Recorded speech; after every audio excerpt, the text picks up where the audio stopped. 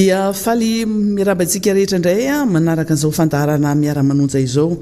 androany zoma faharoa amin'ny volana jolay isika izao mandeha dia mandeha tokoa ny fotoana satria efa dia miditra amin'ny volana jolay zany tsika ary samy mieritreritra daholo any atokantrano any hoe inona ny zava-bita inona ny zava-bitako inona ny zavatra nitranga inona ny dingana vita ny fitondrana sy ny sisa izany zavatra rehetra zany dia mandalo anatin'ny saina daholo rehefa tonga ny volana jolay toy izao. Eto ampandoana dia manao kopakopa-tanana ho antsika rehetra manaraka ny fandaharana miara-manonja ary kopakopa-tanana manokana ho anareo izay tena mpiondana n'ity fandaharana ity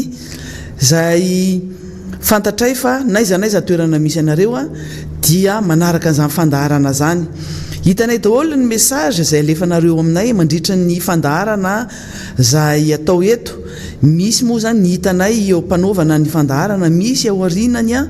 ny fanaovana fandaharana no hitanay hoe ay ianona sy ianona no manaraka ty fandaharana ity. Arabaina daholo ianareo rehetra izay manaraka an'izany fandaharana zany ary isaoranay tokoa satria reny message alefanareo reny moa zany dia anisany arofanina ihany koa anay eto na message mahafinaritra zany ndraindray koa misy mandrangodrangotra ihany koa nefa tsy mampiotso-bolo antsika ny zavatra toy ireny. Isika tsy mitovy an'ilay mpitondra fanjakana hoe rehefa misy manakina dia tonga dia hoe mamaly botolo fotsiny hoe tsy raisitsika ireny fa jerentsika tokoa ireny ary anitsiana ihany koa ny zavatra tsy mety raha ohatra ka izay no zavatra mitranga fa hafa ihany koa moa zany misy manompa sy ny sisa ireny aloha fa fomba zavatra ny olona toy ireny dia alao azy ireny anao azy rery any reny teny ratsy sy ny sisa zay atao reny. Tsika mataty soka ary tsika mataty lazonady mataty ninina zavatra mitranga ary araky nytenena hatramin'izay ary tsy miova tsika manao fandaharana izao efa ny fony vy daholo zay rehetra manao an'ity fandaharana miara-manonja ity sy ianareo rehetra zay manonja any ivelany any zay tsika zay toe-tsaina hoentina manao an'izay fandaharana miara-manonja sy ny esprit na fomba fisaina na miara-manonja zay no mahasamihafa antsika amin'ny olona rehetra zay tsy miara-manonja. Isaorana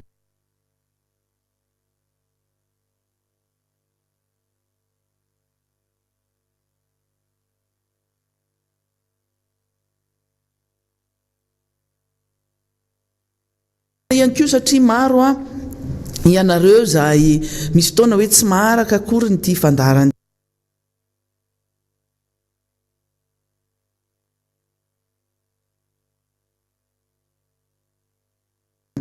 isaorany ianareo satria indraindray tara kely somary décalé zany ny fianoanareo an'ilay fandaharana miara-manonja dia ohatra misy réaction na hoe misy zavatra teneninareo somary taraiky mihoatra amin'ny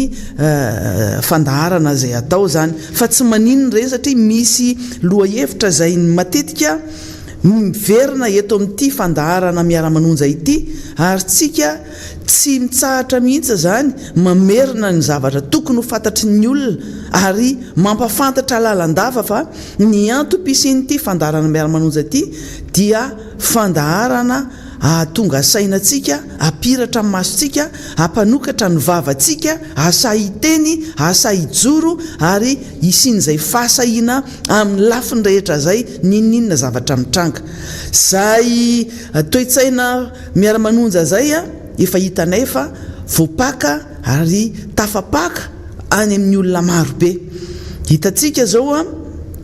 fa be dia be ianareo zay mahasa miteny any anatin'ireny tambajotra serasera reny, mahasa miteny anatin'ny hainao manjery, mahasa miteny any anatin'ny gazety zany rehetra zany dia efa ahitantsika zany hoe efa tsy ilay olona voageja intsony fa olona afapatotra zany ny olona zay miaraka amin'ny miara-manonja. Hitantsika ihany koa amin'ny fihetsika izay ataony ireny mpiasa ireny zay hitantsika tao amin'ny ministère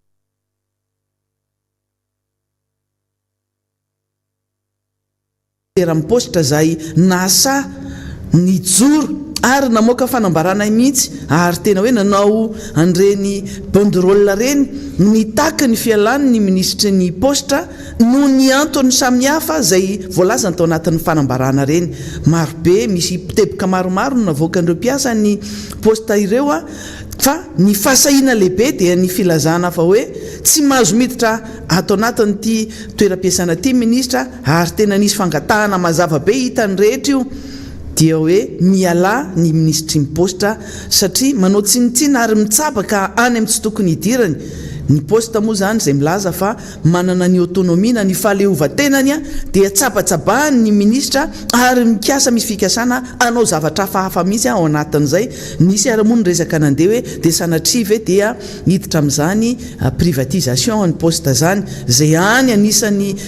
orinasa mpanjakana sisa mitsangana kanefa tadiavina okitiana ihany koa ny zavatra ao anatin'izay ara moa zany be dia be ny tao anatiny misy fanodikodonana sy ny sisa ao anatin'izany poste malagasy zany fantatritsika tsara fa ny nanjoany indray ny orinasa mpanjakana toy ny Air Madagascar ny Kromita malagasy ny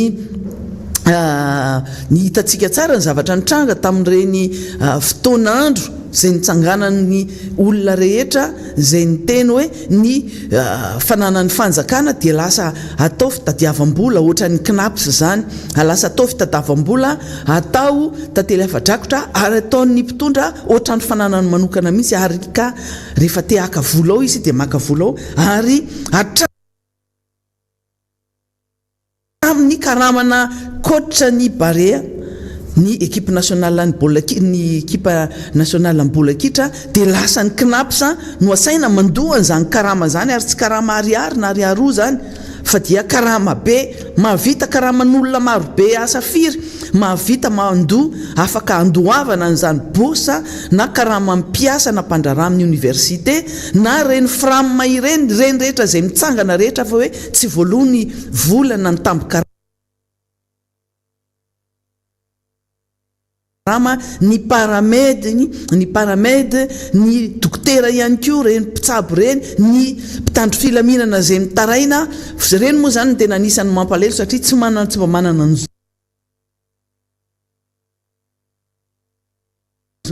tsy mba mananjo hitsangana kory na hitaraina raha hoe tsy voaray ny tambo karamanay na ny indemnité journalière-nay nandritra ny amena ara-pahasalamana ireny mpitandro filaminana reny zay tsy masamitsangana kory milaza fa hoe misy zavatra tsy mety ange ao anatin'ny ministère fiarovam-pirenena io ary be dia be ny manao tantely afa-drakotra sy manararoatra ny fahasahiranany olona ny tanora malagasy tsy mahita asa fa dia mandadilady mba ho rengagé ao anatin'izany fitandronany filaminana zany mandoa vola be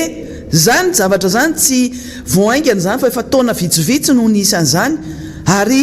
tena nirongatra be izy nanomboka tamin'ny 7 tany fa tao anatin'ny fotoana nitondranyity fitondram-panjakana ity dia maro be ny fitarainana zay ataon'ireo ray aman-dreny ireo olona miaramila zay tafiditra ao anatin'izany fiarovam-pirenena zany mitaraina ary misy ary moa tsy mitaraina fa mireharendray ny sasany hoe tafiditra satria nandoa vola tamin'ny rakoto tamin'ny rabe nandoa vola tsy toko tsy forohana nisy fotoana raha moa ny resahana mihitsy hoe teny amin'ny lalana amin'ny bypass iny nisy tomobile natao solona brao mihitsy ho fandraisana an'ireo olona te ho rengagena ao anatin'izany mpitandro filaminana zany ary nandoa vola be tamin'izany fotoana zany asa za amin'ity taona ity tsy fantatritsika satria vao nanao tatitra ny ministera ny fitantanam-bola tao anatin'ny asam-bomiera izay niresaka fa isy quota 300 ho amin'ny ministère fiarovam-pirenena 300 ao anatin'ny sécurité ao ny ministère ny sécurité publique ary 300 ao amin'ny gendarmerie zany hoe eo amin'ny 700 eo zany no quota ndray omena an'ireo ministère reo dia mino isika fa tsy andeha ho azy ohatr'izao fotsiny indray ireo olona reo fa dia efa hoe efa manofinofy ny tompona ndraikitra amin'izany hoe raha enina tapitrisa ariary misy raha fito tapitrisa ariary ny olona anankiray rengagena ao anatin'izany fitandrona filaminana zany mpitandro filaminana miaramila zany dia ataovy kajikajy ao anatin'izany hoe raha olona anankiray manana kôta 100 fotsiny ohatra dia eritrereto hoe ampitomboana 7 tapitrisa ariary zany vola zany a dia mba eritrereto azontsika tsaina ve zany no fitantanana n'ity firenena ty reny moa zany a efa eniny any amin'ny bianco eniny any amin'ny tomponandraikitra rehetra any moa zany fa dia avela manao an'izay tiany atao daholo satria io zany dia fitondram-boalavo ny fitondrana misy dia samy mihinana samy manakepoka an'izay hitany tsy misy fitsonjovana ny olona tsy mananasa tsy misy fitsonjovana ny hoe olona mijaly zany ray aman-dreny mitotototo etseroa mivarom-pananana mivarotra tanimbary mivarotra tanimboly mivarotra trano mivarotra inona mba hahafahana mampiditra n'le tanora ao anatin'ny sehitra ny fitandrona filaminana lasa ho mpitandro filaminana satria zany no heverina fa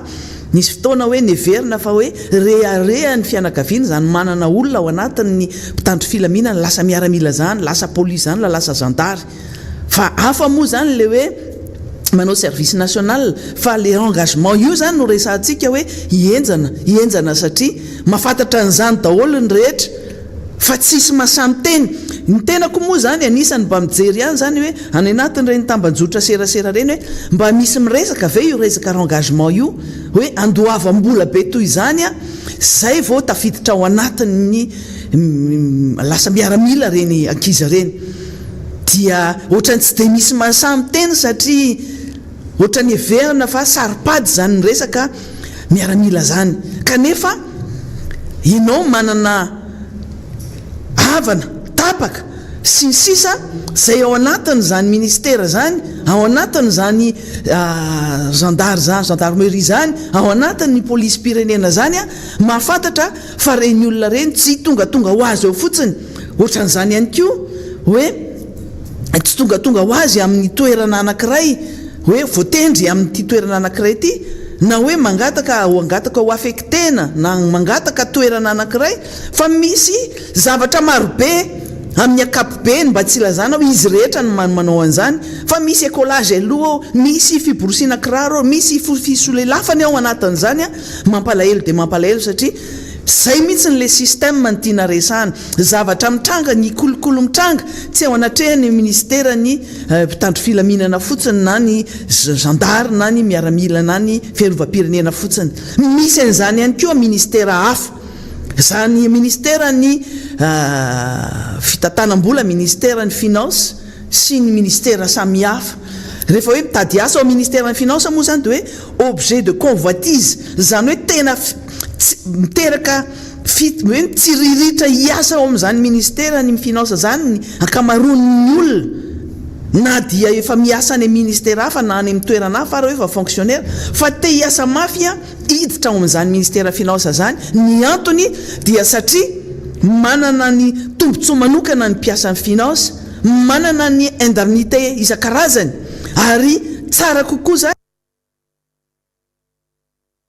ny condition tsara kokoa zany ny fidiram-bola ny mpiasan'ny finance raha oharina amin'ireo ministera samihafa zay hitantsika tamin'izay le nyresaka ny teti-bolam-panjakana iny ny fisian'ny vola be ao anatin'ny ministera finance io dia ilazana hoe misy vola be kirakiraina koa na ho an'ny mpiasa ary ho an'ny tombontsoa amin'ny mpiasa fa misy zavatra hafa any koa satria tenenitsika foana hoe misy lalana hafa mihitsy ny ary misy tomponandraikitra zay manao an'izay recrutement zay ho an'ny mpiasa ho an'ny olona zay te hiasa ao ministera zany fa zany tsy hoe satria ianao tiako satria ianao tsara tare satria ianao zao mety misy an'izany ihany koa satria manahirana resantsika eto amin'ity fandarana miara-manonjy ity zavatra ity misy zany le atao hoe promotion canapé ho an'ny vehivavy io ary mamenatra le izy vehivavy ny tenako satria anisan'ny tambiny anankiray ahafahana miditra amin'ny sehatra asa anankiray io zany na sehatra asa-panjakana na sehatra asa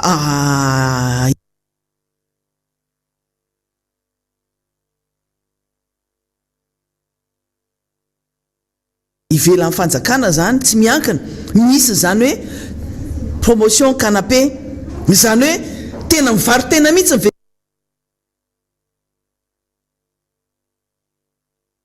vehivavy a zay vao tafiditra miasa anankiray ny lalàna eto amintsika moa mbola tsy tody any zany ohatrany any ivelany ihany hoe ho sarotsarotra ihany ny ampiaritra an'izany hoe misy ny resaka harcèlement sexuel na hoe fikitikitihana ny vehivavy indrindrandrindra moa zany ny tanora hoe zay vao mahazo tamby ny asa na karama sy ny sisa.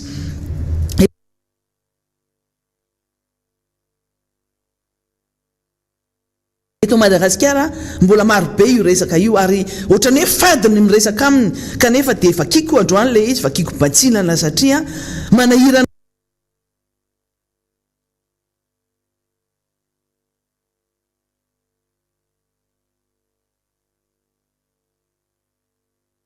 nansaina le izy lasa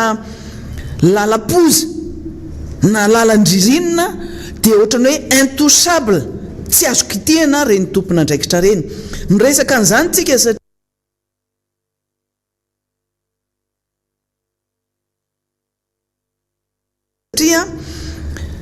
ao anaty fiarahamonina be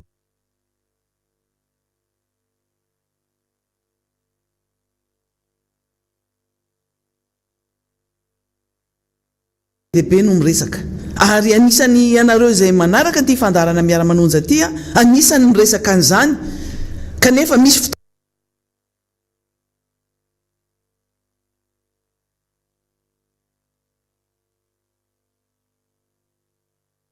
fotoanany daholo ny zavatra rehetra afahantsika miresaka an'ireny resaka kolokolo sika amin'ny resaka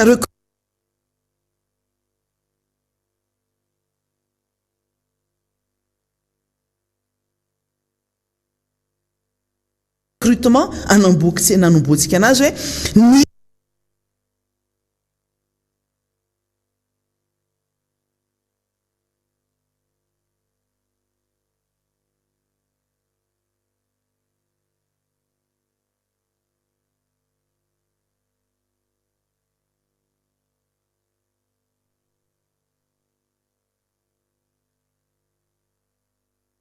misy isa maromaro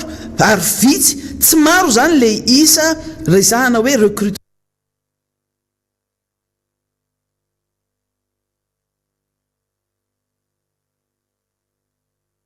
ho an'ny ministera isa-tsokajiny raha nijerany le teti-bola mpanjakana na sy mpanitsina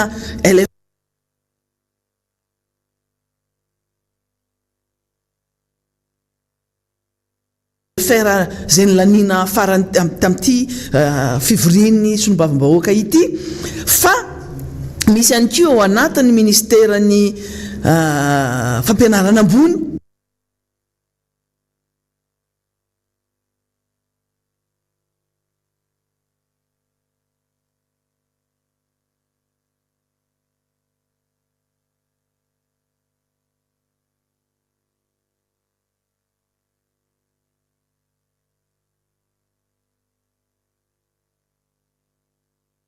misy koa recrutement ao anatin'ny ministera fanabeazam-pirenena zay kely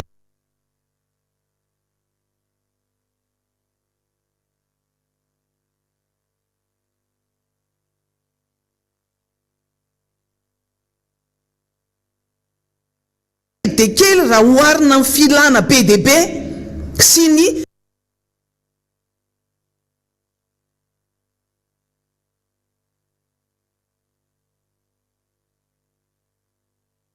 zay vinavina mpanjakana hatramin'izay ka hatramintsika amin'ny teny zao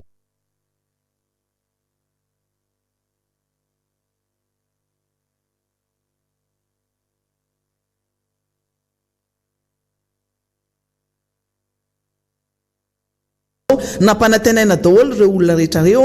hoe ho ampidirina ho recrutena ho fram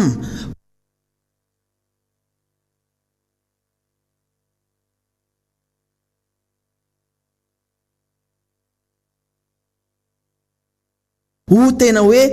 mpiasa-mpanjakana raikitra na farafaratsany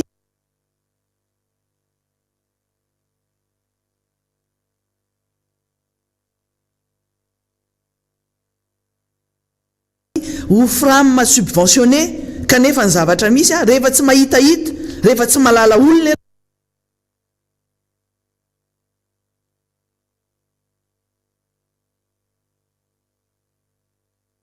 nao dia sahirana tsy ao anatin'ny lista mihitsy nandehibe mihitsy io resaka io ary tena zay ny teneko iaho hoe tsy ny ao ministère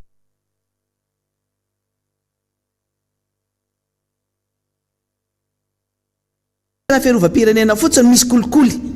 fa misy daholo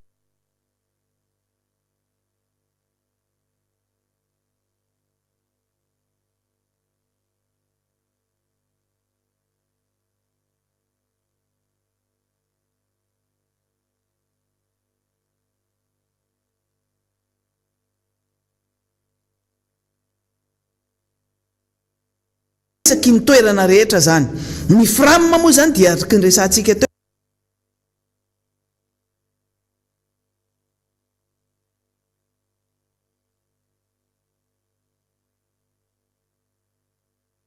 hoe mila malala ny chef Cisco na chef Zap ianao na tompona andraikitra ao ministera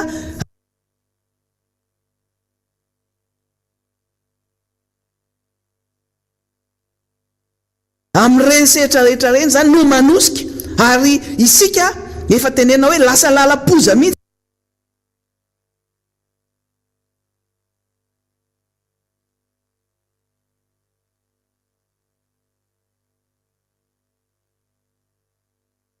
ty resaka fanaovana kolikoly ty fa na dia tsy tokony andoha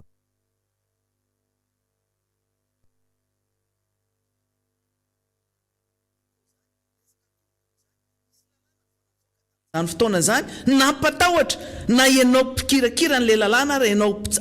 mpisolo vava matahotra rehefa hoe hiaro olona tratry ny kolikoly satria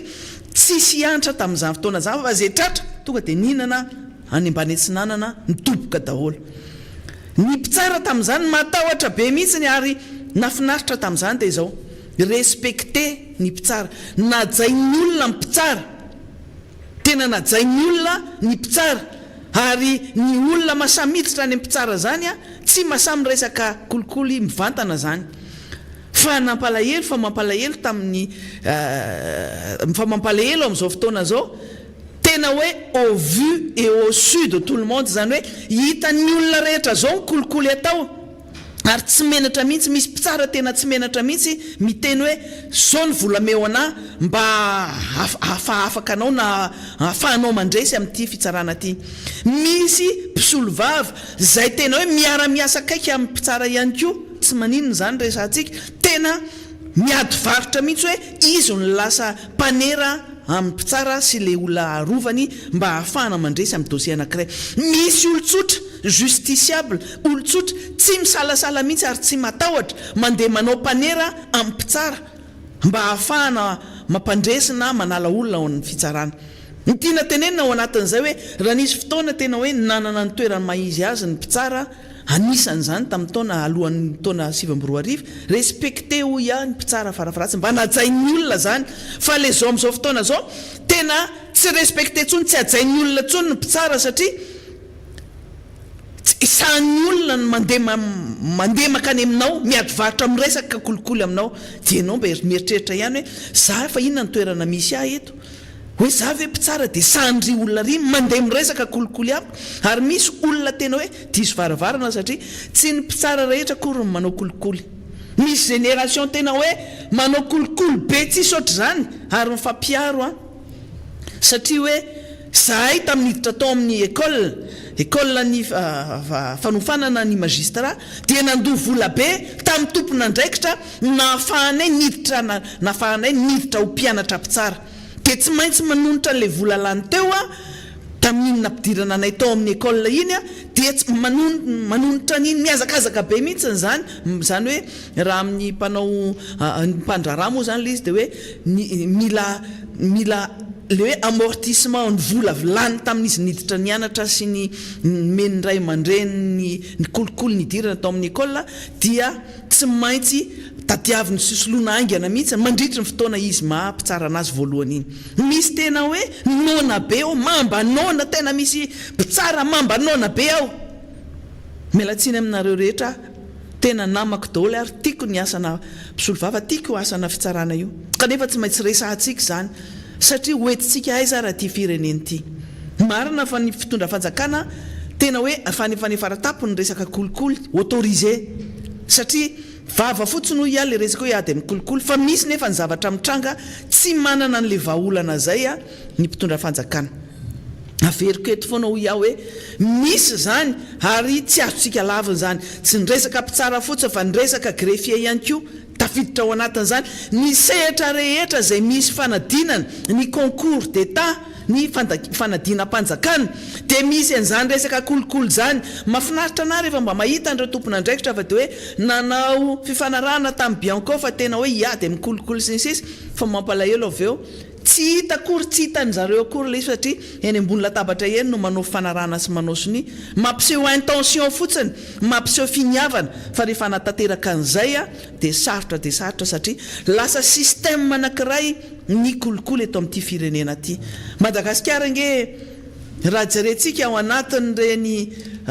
ny transparency international moa zany mamoaka an'ireny foana hoe fahafiry no misy a Madagasikara ao amin'izany resaka kolokolo zany firenena mampanao kolokolo zany dia hoe mba niakatra kely point anankiroa fa midina point anankitelo efatra isa-taona zao zany tsika mijery izany fa ireny zavatra reny moa zany tsy azontsika tsaina tsara hoe ahoana no fomba ahafahana mandrefy an'le firenena anankiray zany hoe mpanao kolokolo na tsy mpanao kolokolo fa ny iainana isan'andro kosa dia kolikoly hatramin'ny zavatra farany madinika indrindra any amin'ny fokotany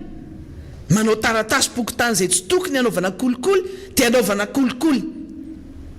namitatsika zany mandeha any amin'ny bureau-mpanjakana na ny domaine ao moa zany dia tena grave be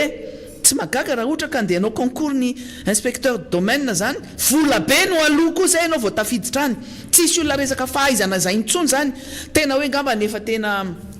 efa hoe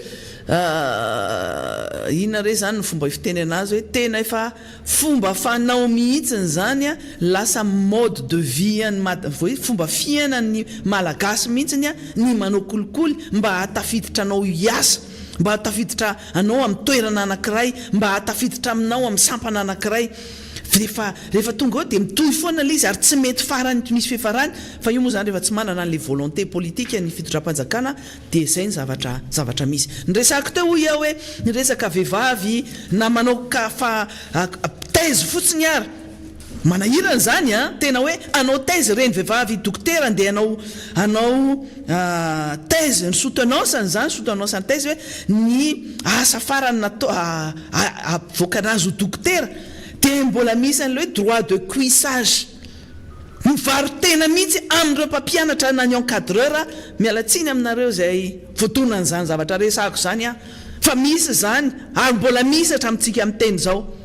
misy tena hoe sarotra ho an'le ankizy mihitsy ny amita an'le thèse-ny satria zay ny tambony aloha zany zava-doza ho an'le firenena ho aiza ary tsika ty ho aizy tsika ty za moa zany mbola tsy tahiresaka ny any am-pianarana sy ny sisa hoe azahoana noty tsara sy ny sisa mbola zavatra resaka fa resaka kolikoly amin'ny ankapobeny zay zavatra resako zay dia mitohy a ary fomba fiainana amin'izao tsika amin'ny teny zao ny zavatra ao anatin'izay a dia nyresantsika hoe lasa système institutionnalisé ny kolikoly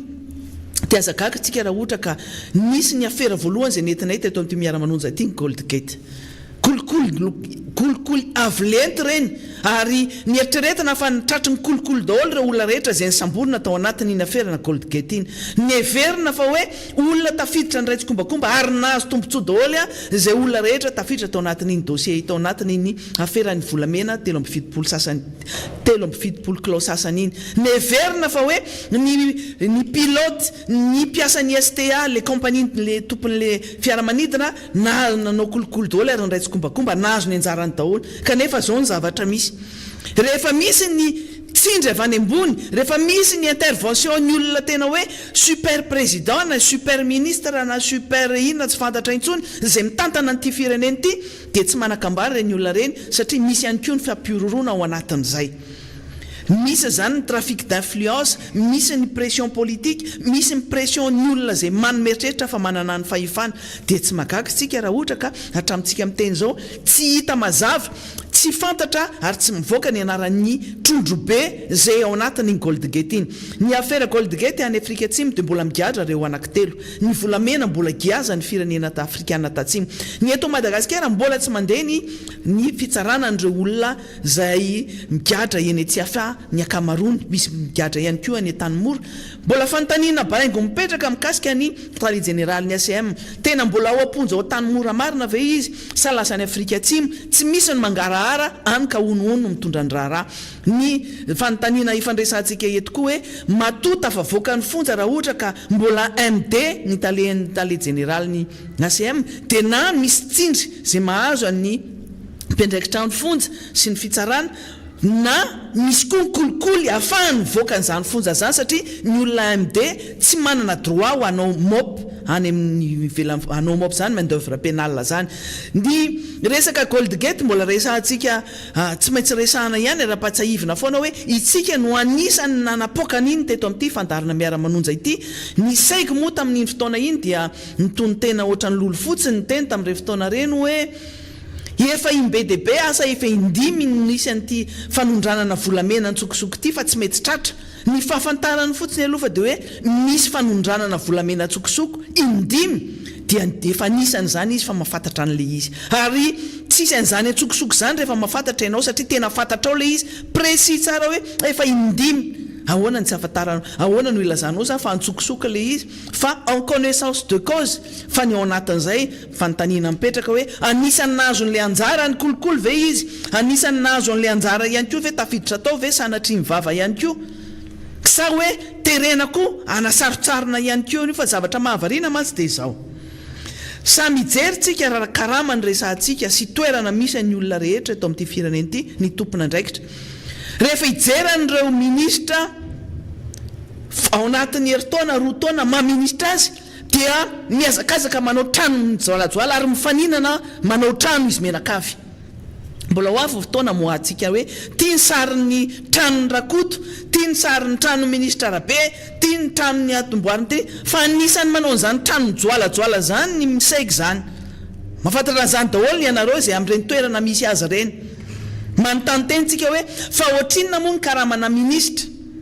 araka ny tokony ho izy no ahavitana trano goavana be mijoalajoala be toy izany. Ohatra izany koa ilay resaka tao hoe mpitsara, ohatrinona ny karamana mpitsara no ahavitana trano tena ao anatin'ny fotoana fohy dia fohy ahavitany tena hoe chateau be. Ohatra izany ihany koa resaka olona hafitsika zany hoe zay miaraka misaika ao anatin'ny fitondram-panjakana io ao anatin'ny sehatra na solombavam-bahoaka raha misy an'izany manontany tena daholo hoe avaiza daholo ireny fa raha mpiasam-panjakana ianao no tena cible voalohany satria mety misy manana asa vadinasa hafa ny olona ivelan'ny fanjakana fa reny mpiasam-panjakana ireny le hoe teneniko hoe tsy miafina intsony ny ao anatin'ny fitsarana, ny ao anatin'ny domaine, ny any ministera zay ahafahana manao an'ireny kolokolo mampanankarena farany aingany ireny na misy ara ny lalàna velona eto Madagasikara dia tsy ampiasaina ilay izy na ampiasaina fa ho an'olona vitsy anisa. Rehefa tsy miaraka amin'ny fitondram-panjakana ianao, rehefa tsy misy miaro ianao dia rapitso rafakapitso ianao voantso any amin'ny samifine, voantso any amin'ny bianco, voantso any amin'ny polisy, voantso any amin'ny gendarme. Zany zavatra resantsika zany resaka Goldgate sa hoe misy fananana arena tampoka ho toy izany raha tena ampy fitaovana vonona hiady amin'izany kolokolo zany ny bianco mena ny vola sy ny olona rehetra izy mahita an'izany vao mivoaka eo an-tranony izy eo tokotany dia efa mahita hoe hafahafa ry fa mpiasan'izao ry olona ry kanefa zao ny arena ary tena hoe tsy hafenina fa tena ampisehoana mihitsy ary tsika tao anatin'ny roa taona zay hitatsika fa misy olona tena miazakazaka tena fara miazakazaka manangona arena ary mampiseho mampirentireny sy tena mampiseho ny olona mihitsy hoe zay nge tena akaiky ny fitondrana dia zao ny tambiny azonay ao anatiny ao zany dia tsisy bedy ao ataovy zay inana no za hoe fitondrana ina moa zany fitondram-bolavo izy ity samy mihinana samy manakepika zay hitany dia tsisy bedy ao tsisy akiteny ao tsisy nininina ao tafiditra ao anatin'izay ihany koa ny resaka fanondranana resaka hitatsika na tambajotra serasera reny hoe mbola mandeha foana ny trafika na bois de rose na bois masifa ihany koa. Misy sary be dia be nivoaka ary nisy namana maro ianareo any Fort Dauphin any nandeha MP tamin'ny tenanay be dia be nareo karazany izay isorana daholo mamendre vaovao reny hoe misy camion sy conteneur be dia be mamoaka an'ireny bois de rose reny mbola mandeha ihany ny trafika na bois de rose hita hatramin'ny numéro an'ny fiara hita hatramin'le olona moa zany asa tsy fantatro tsika fotoana ho alefatsika le izy a satria somary maikamaika ihany zay androany mbola monja ny fivorian'ny solombavambahoaka fa ho alefatsika fotoana manaraka fa mbola mandeha ihany ny trafika na bois de rose ary nivoaka koa hatramintsika amin'ny teny zao zany nivoaka ny raharaha le resany manamafy ny voalaza ny saiky le hoe efa indimy impiry no misy an'io famoahana volamena eto Madagasikara io mivoaka ihany koa isorana namana any ivelany ihany izy isorana anao a mahafantatra an'izay zavatra mahafantatra izy hoe iza le olona nandefan'izy io ary mivoaka ny anaty tambajotra seraserany hoe io ohatran'le sary navoakantsika teto an'ity fandarana miara-manonja ny fomba amoahana ny volamena io ny vato ary misy tompon'andraikitra ao anatin'ny lapam-panjakana miaraka ao le tenentsika le hoe super président miaraka mitondra an'izany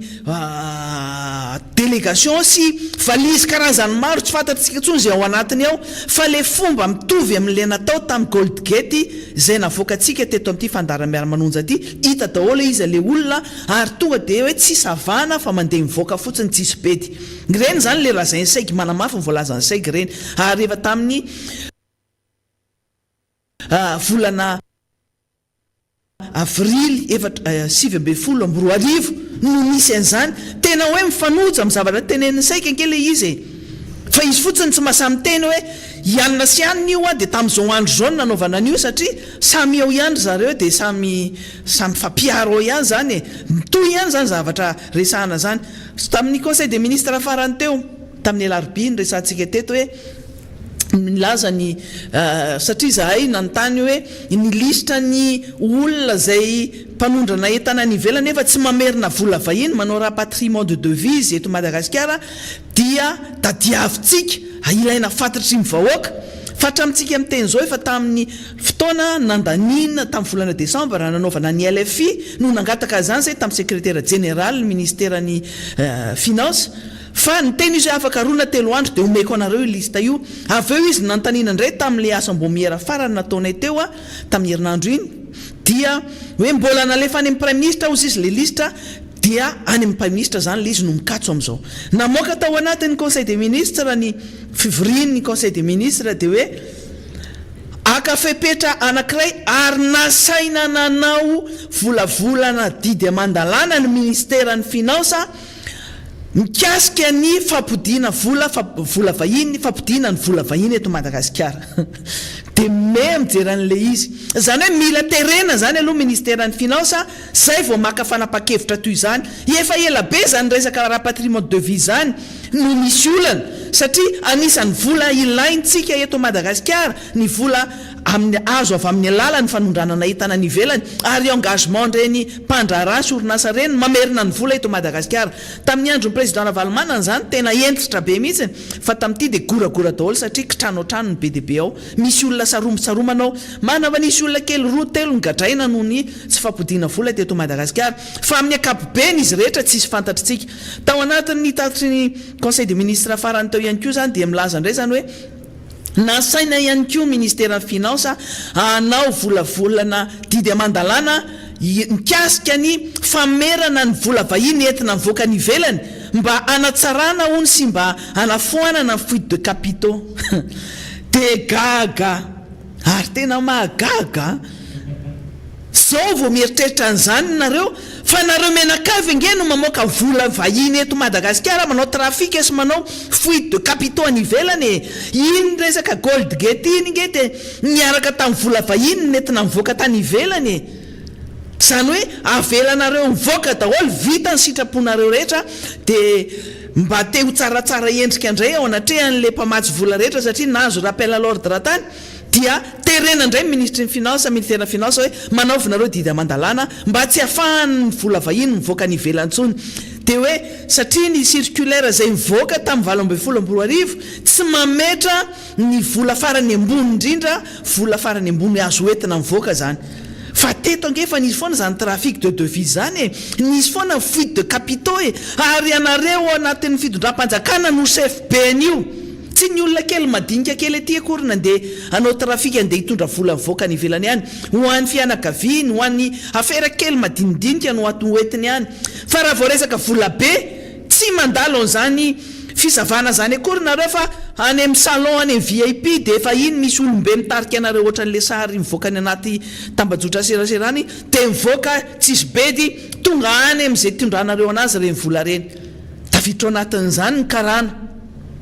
aterinareo any anaty avion mihitsy ry zareo misy olona mpanaterinareo any hatramin'ny volamena tonga ao anatin'ny fiaramanidina misy firaisana tsokombakomba ary zay le resahako teo iaho hoe naiza ny kolikoly dia misy ary institutionnalisé satria ny système mapetraka ny fitondram-panjakana dia mamela malalaka n'izany kolikoly zany amin'ny sehatra rehetra dia gagy ianao hoe mianan-kendry ny fitondram-panjakana hoe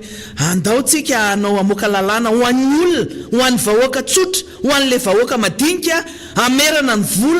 vola vahiny tsy hivoaka ny Madagasikara fa io rehefa tianareo voaka na misy lalàna na tsisy lalàna ny anareo mivoaka mibananaka be toninina daholo hatramin'ny zavatra hita maso ara-mo lazaina fa tsy hita maso zavatra goavana be zao dia hoe tsisy nahita io ahoana ny tsy ahitana an'izany halatra zany ahoana ny tsy ahitana an'izany fanondranana tsokosoko zavatra goavana be zany volamena 770 kilao zany anke mahavesatra be fa mbola misy betsaka noho izany ny zavatra mivoaka efa tonga ito ihany koa ny namana Fidèle Razarapiera anao ping-pong ito indray izay menadalo manomboka n'ity fandaran'ity androany arabaitsika izy dia aleo indray izy aloha zany noy an'izay zavatra tokony ho tenenina eto raha batsika rehetra mpanaraka fandarana faly mahitanao indray mety raha ianitra maraina ny andro androany motsika safidy hanomboka n'le fandarana zany mba ahafahana manentsika n'le adiefitra eny anivony anteny mera-pirenena satria mifarana androany ny fivoriana fa amin'ny fito ariva vao mifarany fivoriana io dia apatsahivona anareo tsara fa ny famaranana fivoriana anteny mera-pirenena dia raha riva amin'ny fito zany hoe mbola manao an'ilay andian'ny faharoa amin'ny fanontaniana apetraka amin'ireo mpikambana anivon'ny gouvernemanta zany nisy olombam-bahoaka omaly dia nylaharana voalohany hatramin'ny fahadimy amin'ny fitopolo fa gaga moa misy tokony araka amintsika androany nefa hitako ny araka tamin'le maly de izy fa nga tsy namaky tsara izy hoe nylaharana voalohany ka hatramin'ny dimy amin'ny fitopolo no manao maly dia raha tsy hoe nga misy olana hoe nisy zavatra tena tsy maintsy nalehany sy natriany dia zay no hoe mifindra amin'le androany le tokony tao anatin'le 570 maly fa ny androany dia ny 970 hatramin'ny 150 no miatrika n'ilay mpikambana ao anatin'ny gouvernemanta magaga nefa moa mbola mifierana 3 minitra ihany ny alava-potoana metrahana fanontaniana na dia efa ny 570 ny mpikambana ao anivony ateny mera-pirenena miatrika n'ilay mpikambana ao anivony gouvernemanta dia ny zavatra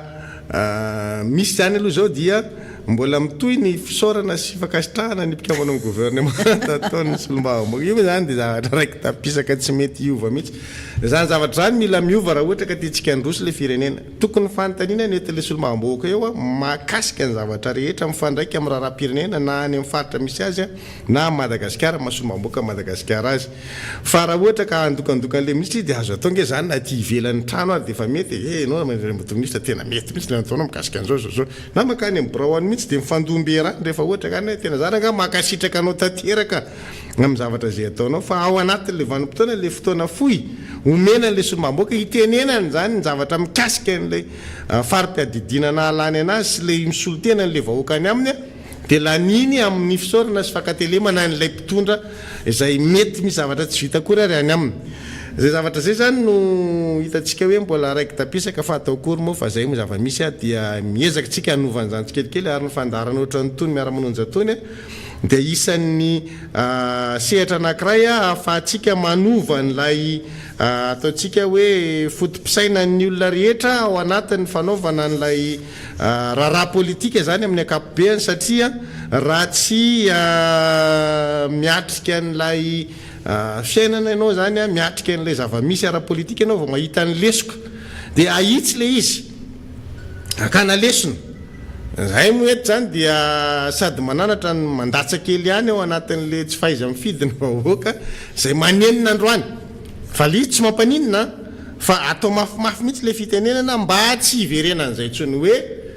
ny tsy fahaizanareo ny fidy tamin'ny fifidianana solombavam-bahoaka na dia natao aza hoe ka misy alabato ange ny alabato sarotra raha ohatra ka maro anisany vato ho angalarina io zany tsy possible raha ohatra hoe manana elanelana 2 arivo ianao dia andeha ho angalarina zany tsy sarotra mangalatra an'izany fa ny olana ho atsika na atsika zay mieritreritra hoe efa lany io kandida io dia tsy mandeha mifidy na atsika mieritreritra hoe ka ny vatanay tamin'ny fifidianana filohan'ny repoblika nangalarina dia za tsy fidy tsony androany le izy voanenenina satria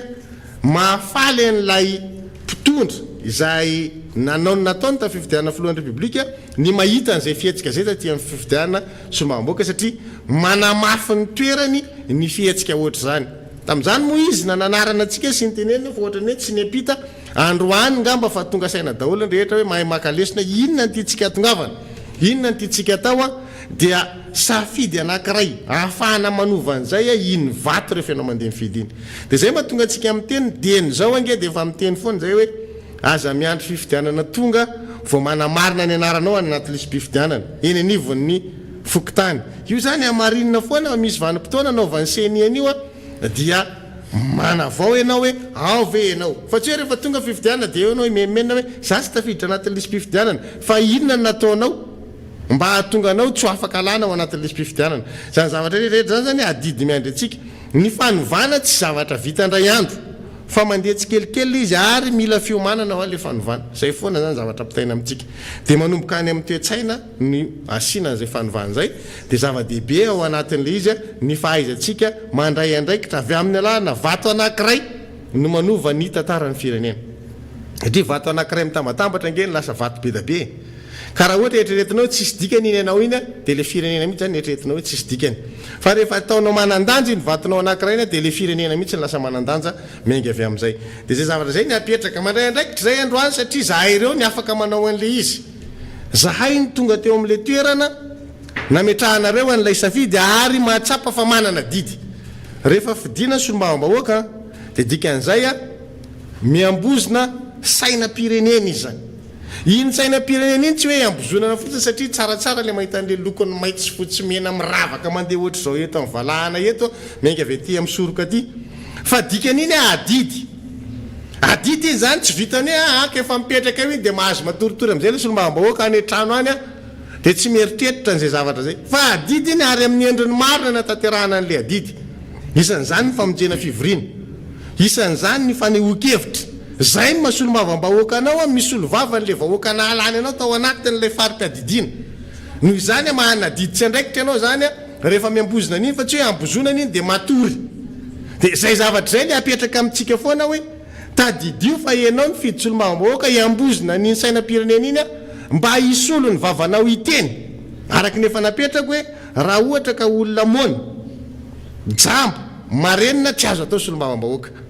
tsy maintsy olona miteny zany ny ataonao solombavam-bahoaka olona afaka mahita hoe inona zavatra mianjady amin'ilay vahoaka izay ny fidy azy olona afaka miaino inona zavatra marary an'ilay vahoaka izay ny fidy azy dia ny famoahany an'izay amin'ny fomba marobe no ahafahana mahafantatra hoe mijaly reo vahoaka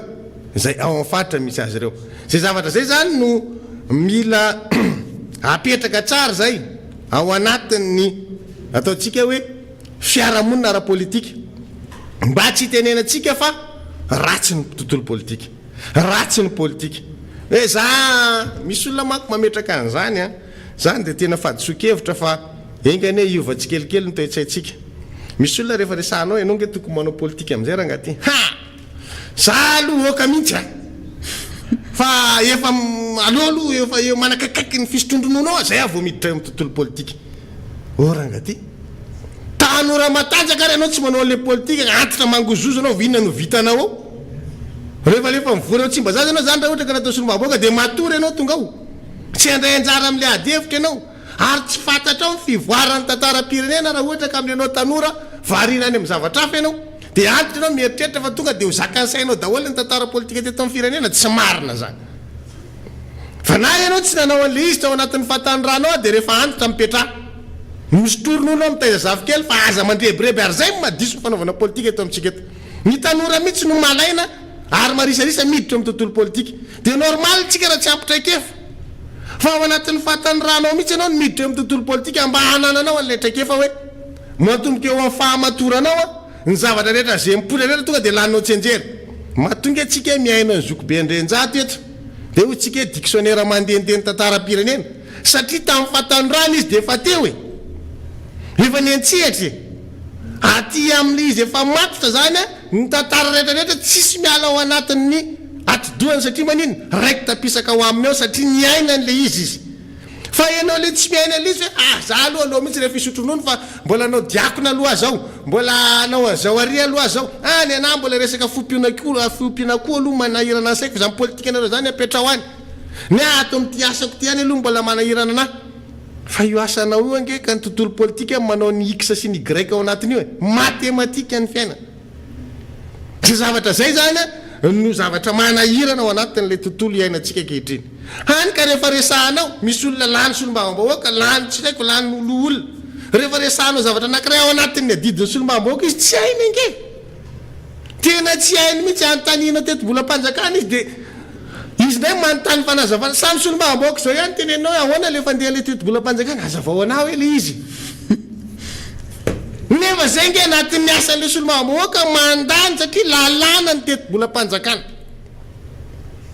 fa izy tsy io zany tsisy mahainy avy any akibondreniny zany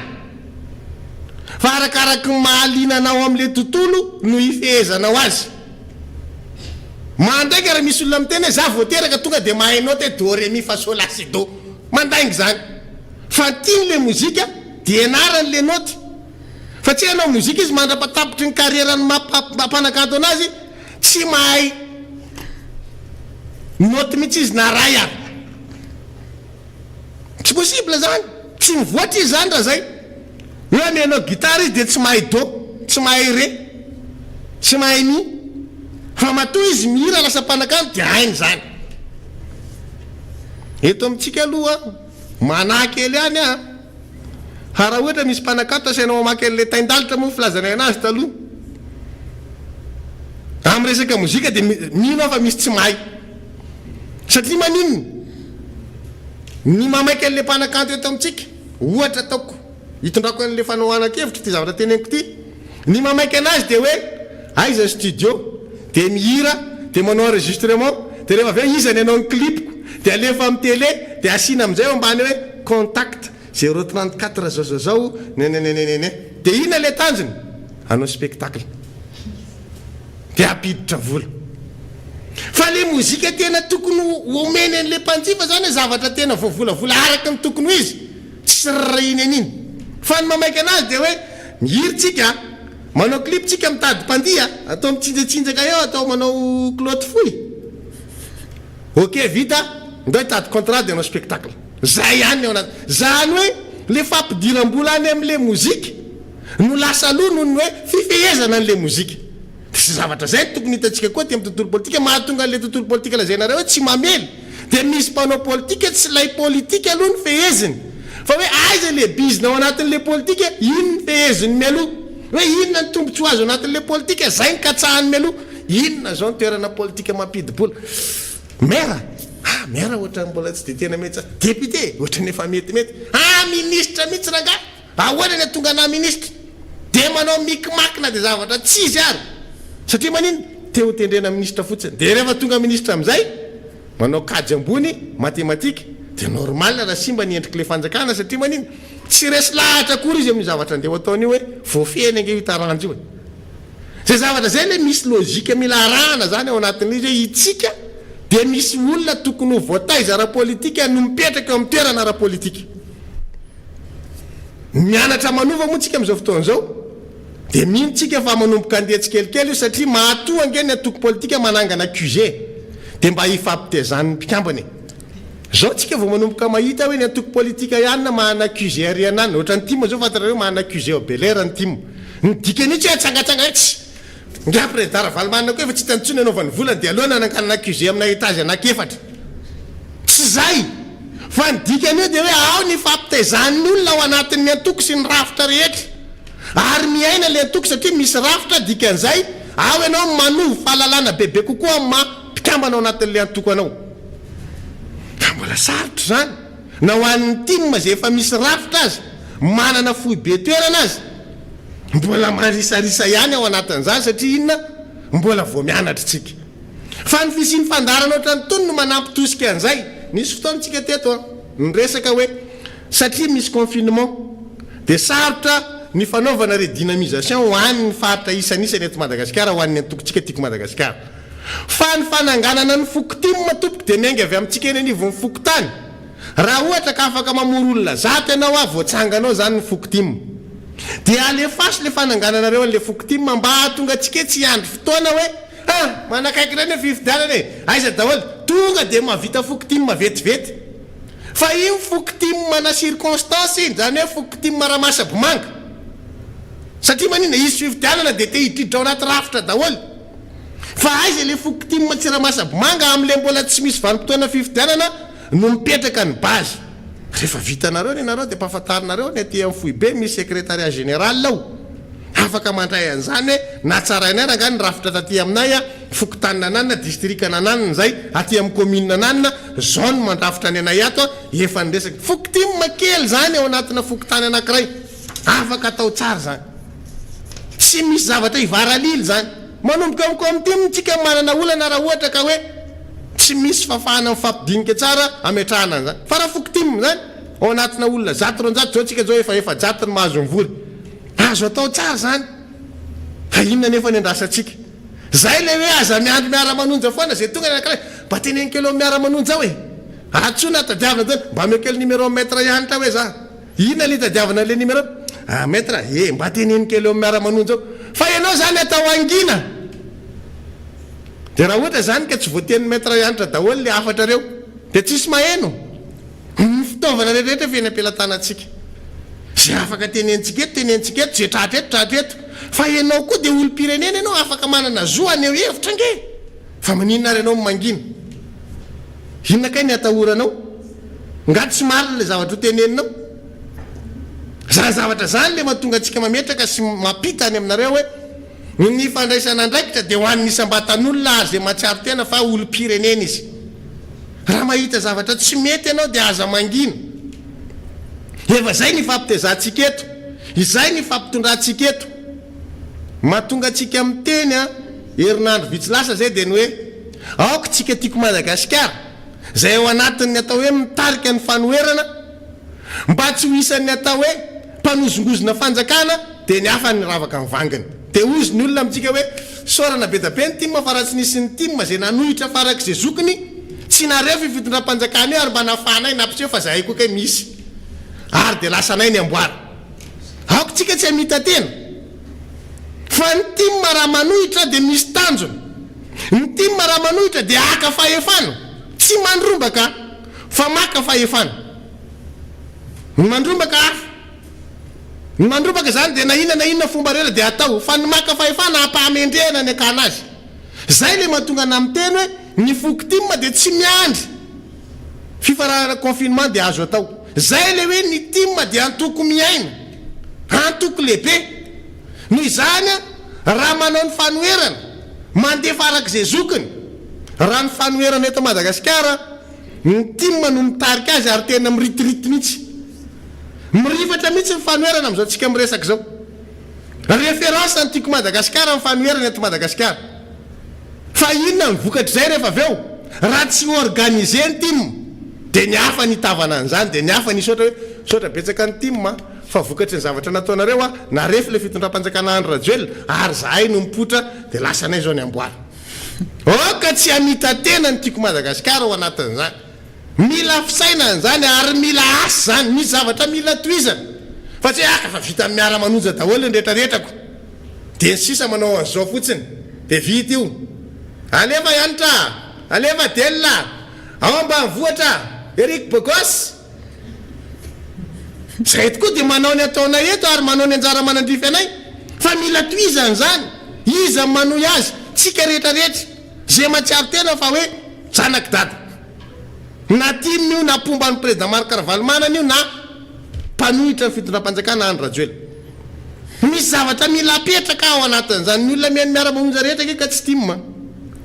misy timma ato mihaino an'io misy zanaky dada miaino an'io fa misy lafa koa ivelan'izay miaino an'io fa mitovy ve fijerytsika raha ohatra ka miala eo fitondrana Andria Matoandro Rajoelina hoe inona no apetrakytsika tao andimy anazy mitovy ve zay le mila fandresen-dahatra zay le mila asa tao ahafahanao mandrefy makaizy ty zavatra hoentintsika amin'ny fanoherana ty hoentintsika makaizy io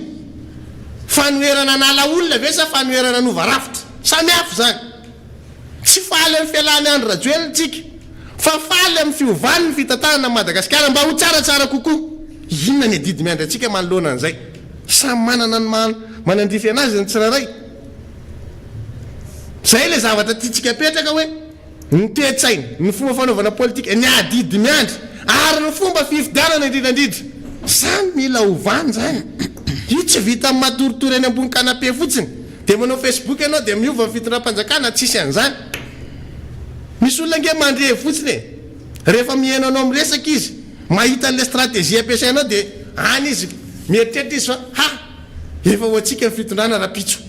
ho anahoana fitondrana rapitso fa ngare olona mitondra reo zany vomanga koa izy dia osy izy hoe rerak'izay fa iny e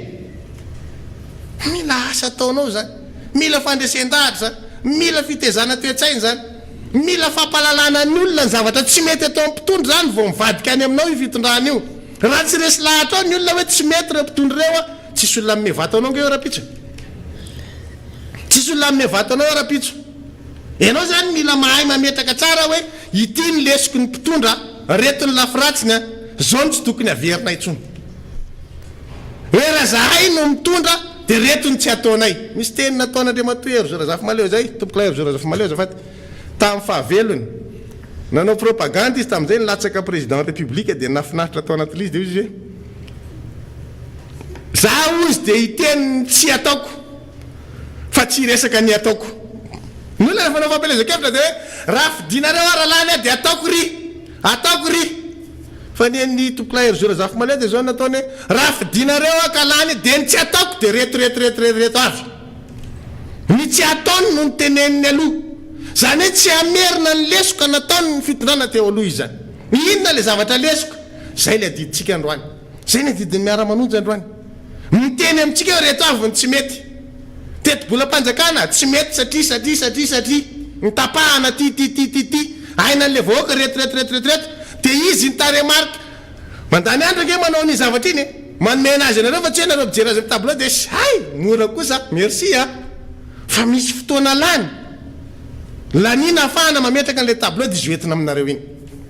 mba ahafahanareo mahita hoe reto zany ny lesoka nataon'le fitondrana dia itsika ny mila tsy manaonao foana rehefa tonga ny fotoana azahoanao fitondrana zay le mahatonga aloha zay hoe mampety an'le teny tompoklay Zorazafy Maleo hoe ny tsy ho ataotsika raha tsika ny eo fitondrana dia ny mamerina an'ireo tsy mety nataon'ny mpitondra amin'izao fotoanareo zao androany tsika nanao fivoriana ny anteny mera-pirenena mikasika ny teti-bolam-panjakana nasipanitsina 1 nanao amandement ny anteny mera-pirenena zany hoe nanao fanitsina zany hoe le teti-bolam-panjakana nasipanitsina rehefa tonga tao vao mera fitantanam-bola dia mbola nasiana fanitsina hoe retiny ny fanitsina nentina tamin'izany fa inona ny ataon'le mpitondra tsy ekeny le fanitsina hoetin'le solombavambahoaka nefa adidin'le solombavambahoaka mihitsy tafiditra ao anatin'ny asany zany hoe manao fanitsina ny zavatra hoentina ho aminy zay mahatonga ny hoe misy asam-bo miera tsy zay hoetin'ilay ministera avy any dia hoe tianareo ty dia tia no hoaninareo tsy tianareo dia tia no hoaninareo ty kano tsy ty kano fa miasa solombavambahoaka io manova raha ohatra ka hitany hoe misy zavatra tsy mety eo dia inona zava-misy terena le solombavambahoaka hiverina amin'le fanapa-keviny asaina manao sy ny zavatra tsy nitapahana tao anatin'le fivoriana azadiny fa lalàna iny rehefa lany iny teti-bolam-panjakana iny mahatonga an'izy hoe projet de loi rehefa lany izy hoe dia lasa lalàna zany lalàna iny tsy azonao ovaovana iny ny fanovanoovanao an'iny zany dia lasa hoe fampiasana osoka faux et usage de faux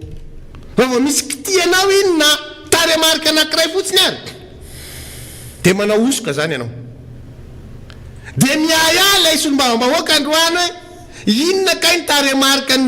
ny fidiana tao anatin'ny anteny meran-dolona satria ny laniny ny solombavambahoaka lay nataony ny asam-bomiera nanao an'le fanitsiny dia nalefa iny nakany amin'ny Sénat ny filohan'ny vomiera tsy nanao sinian'ilay tatitra ny mpapakateny tsy nanao sinian'le tatitra inona zany le tatitra lasany nametraka ia zany tsika hoe sao sanatry ataoko hoe sao sanatry aloha hoe niova le taremarika anakany lasa any amin'ny anteny merandolona dia nametraka tsika hoe raha zay kosa ny zava-misy a dia mba tsy rariny zany fandikan-dalàna zany dia napetraka tsika tao anatin'le izy hoe inona ny nataony ny loolona dia tsy nikitika zay nitatra azo zany hoe ny loolona dia tsy nanova an'lay ny laniny ny solombavambahoaka ekena hoe tsy nanova ny loolona fa firy le taremarika eo zany ny tsy ananatsika androany hoe firy io taremarika io fa raha ny maro zany dia tokony mifanitsy amin'le taremarika avy any amin'ny anteny meram-pirenena zay nikitika ny teti-bola amin'ny ministera ny fitantanam-bola ilay vola izay tonga any amin'ny anteny merandolona ary ny fitambaran'io dia manome lay tenentsika hoe 80 milliards zao a nahazo mailaka ny solombavambahoaka tsy rairay aloha dia azava zay ny mampety anazy angamba aloha dia ho ataotsika capture le mailaka satria nalefa tao anatin'ny mailaka ny solombavambahoaka tsy rairay a ny tatitry ny fivoriana nataony solombavambahoaka zany tao anatin'ny asam-bomiera mariako tsara ny tatitry ny fivoriana nataony tao anatin'ny asam-bomiera dia nalefa tany amin'ny solombavambahoaka tsy rairay hoe ity le izy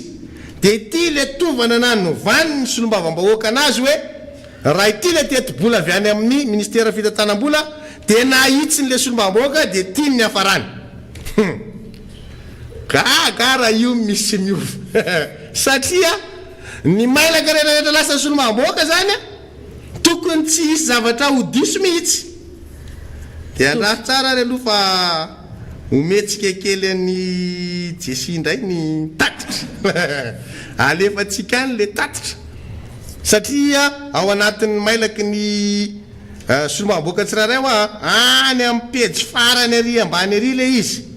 misy tableau anakiroa ao ho atsika solombavambahoaka tao anatin'ny ny asa tao anatin'ny asam-bomiera dia nalefa tatitra amintsika dia ary amin'ny farany ary misy tableau anakiroa zany a nanaovantsika ny amendement ny article 6 ny andinin'ny fahenina zany a amin'ny teti-bola nasipanitsiana dia ndrasa aloha somary ataoko kelikely izy dia alefako any amin'ny Jesy ahafahana mampiseho azy ny vahoaka satria tsika iaina mangarahara dia vao manao capture io satria ty zavatra ty manko ohatra ny fanabarabara dia ohatra ny mandreraka be le mieritreritra anareo a mihevitra anay solombavambahoaka ho concombre io ka tsy mety zany dia aleo asehontsika le izy vetivety kely fotsiny Jesy a jereko aloha le izy hoe inona le zavatra io zany le izy io le tatitra io a ao ny anaran'ny mpapakateny a ao anatin'le izy ao dia le mpapakateny tamin'io hoe Narsona Rafidimanana io zany nalefa mailaka tamin'ny solombavambahoaka tsirairay aloha alefako any amin'ny Jesy ary le izy ahitanareo azy fa ohatra ny fanabarabaritsika ka tsika mila mahita zavatra manaraka ny tokony izy fa tsisy fandrebirebeta tokony efa hitany Jesy le mailaka io zany le tableau io dia miandro fipotrahan'le tableau fotsiny tsika zany fa mbola tsy maintsy amboariny Jesy kely le izy a dia misy version anakiroa ao eo amin'le tableau zany fanao ambony ambany ao anatin'le mailaka io a manana ny mailaka io daholo rehefa mety ho solombavambahoaka raiky amin'ny 50 nalefa ny teo anivon'ny vomiera io la isam-pandrarahan'ny vomiera zany eo anivon'ny anteny meram-pirenena zareo manko manatrika an'le fivoriana eo zany dia izy avy eo ny manoratra satria izy mandray atsoratra zany reo mpitana atsoratra n'le fivoriana eo dia rehefa azony io a dia soratany dia alefany le tatitra rehefa avy eo a iny a vakiny ny mpapakateny amin'ny fivoriana azony be sy ny maro atriany dia io tatitra io zany a no jerevantsika azy lakotriny fa tsy vitana anao menamena n'le izy fa atoroko fotsiny le izy eo amin'ny sisiny eo le taremarka zay efa nitononoko tety any efa avy jesy ndrasa aloha mbola tsy tonga ratsy zany hoe rehefa vita zany le iny zany le tetibola avy any amin'ny ministera fitantanam-bola dia tsy pahan'ny solombavam-bahoaka aloha zany le andininy zay tsy mety zay zany fanaovana azy rehefa mivory zay a dia lanina isaky ny andininy zany io any hoe ny andininy zao mikasika an'izao dia manangatanana solombavam-bahoaka iza manaiky iza manda iza ny tsy milaza neviny tatatata dia tonga teo amin'io amin'izay zany a dia manda amin'izay le solombavam-bahoaka amin'io andininy fahenina io tsy pahany aloha le izy hoe tsy pahany tato amin'ny voamiara fitantanam-bola le andininy fahenina dia rehefa voatsipaka le izy a dia ovany zany hoe amandeny zany ovany dia rehefa voaova iny a dia eo ndray izy manangatana iza manaiky an'le fanivana dia manangatana zay manaiky iza no manda dia iza ny tsy milaza ny heviny dia rehefa vita iny zany satria nasiana fanivana dia iny no mitovana ao amin'ilay tetibolam-panjakana nasympanitsiny fa raha mbola misy tovana hafa koatran'io zany zay le tsy mety satria tsy ny lanina tsangatanana zany le tovana hafa fa ity tovana ty ty ny lanina ity io le tovana io azy io zany le jerevana hoe misy tovana ao izy dia manitsy ny andininy fahenina ao amin'ny tetibolam-panjakana zay nasympanitsiny dia eo le tableauana repart le fitsinjarana an'le izy zany fa io izy io ao a dia mijerytsika eo ambony le eo ambony a le version initiale io zany izy le mbola avy any ministera fitantanam-bola ny andininy fahenina io le ambony io milliard d'ariary io a dia nataony teo anivon'ny ministera fitantanam-bola zany a rehefa nasiany fanitsina ny tetibolam-panjakana dia nidina ho 50 milliards 527 mille 125 ary amin'ny total nareo mijery amin'le ambony zany a dia mandeha dia ary amin'ny total tsika mijery a dia rehefa mijery tsika ary amin'ny total misy sous total dia le total dia le eo ambony io izy a 50 milliards 527 mille 125 dia midina eo amin'le ambany tsika version amandé LFR 2021 dia mandeha indray le izy solde wawawa indemnité transfert tatata dia mijerytsika ary amin'ny total ndray rehefa avy eo misy sous total dia total dia io le teneniko teto hoe 80 milliards 323 millions 498 mille io zany le fanitsiny zany hoe nahitsy ny solombavam-bahoaka ilay taremarka netiny ministera fitantanam-bola zay na hitanareo misy amendement le izy a reo tableau anakoroa reo jereo fa tsy mitovy io jereo le ambony a dia jereo le ambany ary amin'ny total fotsiny nareo mijery dia jereo fa tsy mitovy reo ambony sy ambany reo a satria version amande le ambany dia io zany no mila mandeha any amin'ny fivorim-be azony be sy ny maro atriany dia nandany koa zany tao hoe izahay solombavam-bahoaka zay manatrika an'le fivorim-be séance plénaire ny solombavam-bahoaka dia nandany ny version amande io fa eo amin'izay le misy mikimaky mampanahtsika io rehefa vita zany io dia ity tatitsy ity lavalava izy io a fa amin'ny fotoana mampetana azy raha ilaina ameko anareo daholo hoe io le mailina ray manontolo an'ilay ny fehan'le izy to raha ilaina ho a dia io version amande io zany tokony mitatitra mandeha eny anivony ny antenimeran'ny olona hoe iadiny ny antenimeran'ny loolona hevitra indray hoe manahoana fahitatsika nyty tetiboly ity nisy ny kitihany solombavam-bahoaka ny andininy fahenina manaiky an'izay ve tsika loolona sa tsy manaiky afaka tsy manaiky ny loolona dia miteny izy averinay amin'le 50 milliards indray io fa tsy ekenay ny tsy afaka ataon'ny loolona zany dia hoe raha manaiky izy hoe ekenay le fanovana avy any amin'ny assemblée nefa miovy io taremarika io fa rehefa manaiky zany izy dia io taremarika io no tokony mivoaka any amin'ny fifaranan'ilay tetibolam-panjakana na azy takitra nefa tsika zany fa ny loolona dia tsy nanova dia eo tsika zany nefa maheno hoe ohatrany niova le taremarika dia zay zavatra zay tsy eketsika zay hoe kitianareo reo vao miova zany taremarika io dia nisy nanao faux et usage de faux tao iza zany io da eto zany dia mitsitona saintsolombambahoaka hoe io jereo mailina anareo tsirairay mikasika ny tatitsy ny voamiara fitantanam-bola fa io ny taremarika tany ka raha io miova io ny laninareo tao anaty séance plénière le zahay tetina nazava iny nandeha fantanina taria amin'ny CCI nandany ny version mandeha ny solombavam-bahoaka io zany tokony taremarika any fa raha io miova dia misy nanova zany lay tatitry ny asam-boamiera dia manao osoka zany zay olona nanao an'izay ka mba ahatonga an'le izy ho tena ozy nareo hoe tsy nandaingy zay ity zavatra ty tsy foronina zay mahatonga ana amin'ny teny hoe tao anatin'ny mailaka nalefa ho an'ny solombavam-bahoaka tsirairay io ary io dia ny filohany voamiera ny fitantanam-bola teo anivony anteny miaram-pirenena no nanolotra n'io zavatra io no vakiny ny kestorany anteny miaram-pirenena andriamatoa andria miasa sododo no ny teny hoe ko satria ny tsy pahatsika ilay andinin'ny fahenina dia anova zany tsika ka mba hahafahanareo mahafantatra hoe ohatry ny ahoana le fanovana ataotsika dia ity le fanovana hoetitsika ny arahana eny ady hevitra dia ity le fanovana ny tsitsika an'izany ka raha ekenareo dia lanitsika za no nitsangana nandeha nakaniny amandement iny teo ampelatana ny filohany voamiera fitantanam-bola ary nanolotra azy ny kestora voalohany ny anteny miaram-pirenena zay mpikambana ao anatin'ny voamiera ny fitantanam-bola dia namaky an'io izy dia samby miaina satria zaho efa mailomailo amin'ny ketriketrika maanareo dia mba tsy tenenana hoe tsy mariny ty zavatra voakatsika ty io taremarika io dia ndao hoe notsika le namakiny ny kestorana azy tao anatin'ny asam-boamiera ndao any eo jesia mbola tsy vonina miandry kely tsika zany fa mifanandrify amin'ny taremarika io tsara mihitsy ny fikambana nylay taremarika nalefa tao anatin'le izy mba tsy tenenanareo hoe amiteniteny foany zahay tsisy miteniteny foany zany eto tsika tsy miteny tsy misy proof mba eti ny tenenana hoe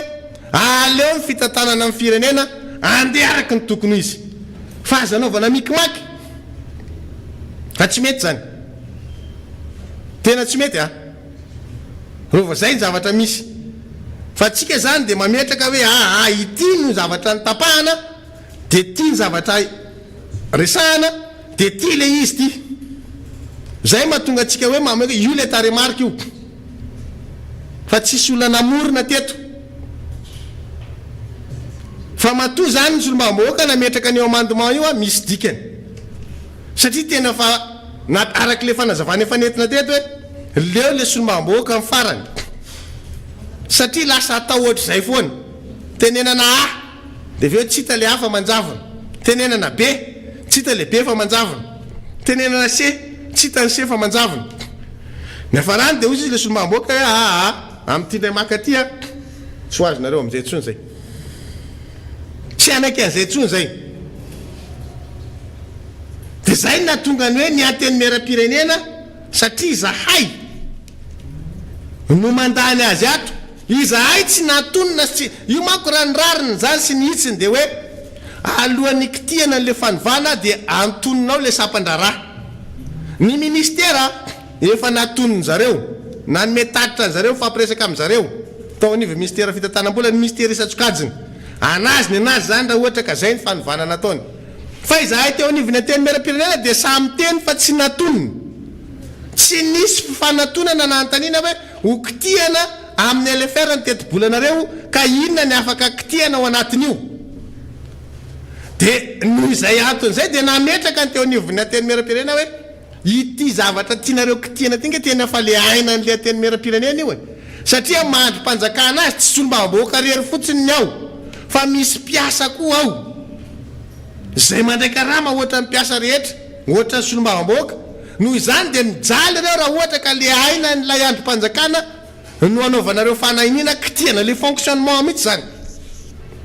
dia andao raha atsika zay fanazavana na mitinana an'lizay hoe rehefa natao le fanovana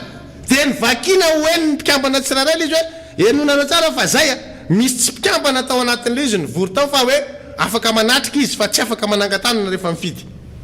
de andaonge raha atsika zay fanazavana zay hoe ity lay fanivana avy any amin'ny filoha vomiera namenako ny kestora voalohany zay mpikambana ao anatin'ny vomiera fitantanam-bola mba ahafahany tsiraray alohan'ny andanina le izy hoe inona le fanivana zay hoentitsika andao any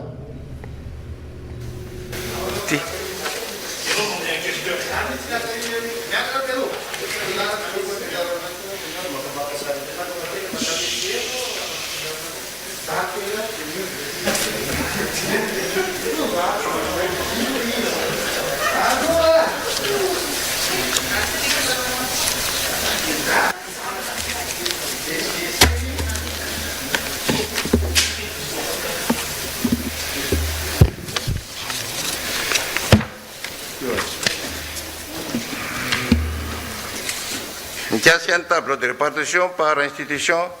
et ministère.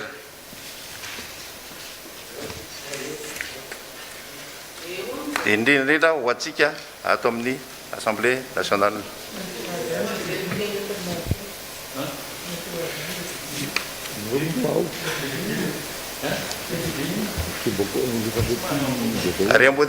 Amendement de l'article 6 de la RFR intitulé tableau de répartition, institution et ministère.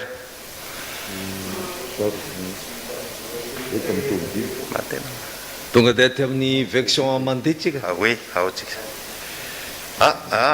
Version LFR aloha voalohany vakeo. Ay, version LFR. Oui. Ka tsy io fa nitsipahatsika teo iny. Version amandé zany atao tsy asay efa nitsipahany iny. Eny tompoko. Version amandé. Alefako. Eny tompoko. Alefa. Version amandé zany nature Assemblée nationale. Assemblée nationale eo amin'ny indemnité dia miova io zany ny indemnité io efa nitsipahatsika ty 31 milliards 919 millions 943 ty dia 48 milliards 757 millions 167 000 no eo.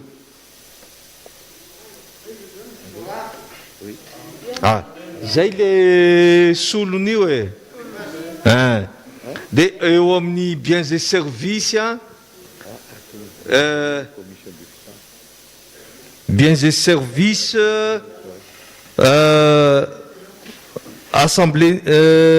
Assemblée nationale 28 milliards 313 461.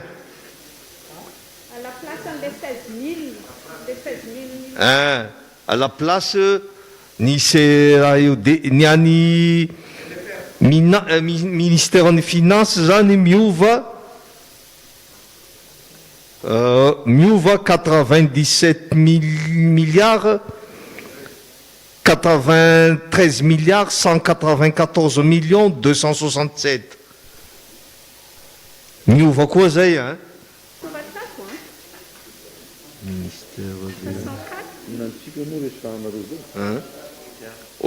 au lieu de 106 milliards 492 609 millions 609 000 zay de lasa 93 milliards 194 000 millions azafady 267. Ato biens et services io amin'ny rubrique fonctionnement de miditsy atsika eto amin'ny transfert mbola fonctionnement ihany dia nitsipahatsika teo zany 553 millions 896 dia ny vaovao zany 1 milliard 320 millions 500. De miova ny aty amin'ny ministère ny finance koa miova de vakiko aminareo le fiovany 1274 milliards 721 millions 427 000. De ato amin'ny sous-total amizay tsika mahita au lieu de Assemblée nationale 49 milliards 27 millions 125 000, mahita tsika 78 milliards 391 128.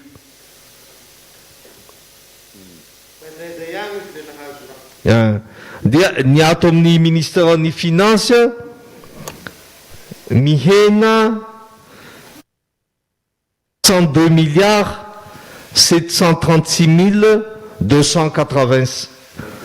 736 millions 285 azafady. Bon, ato amin'ny investissement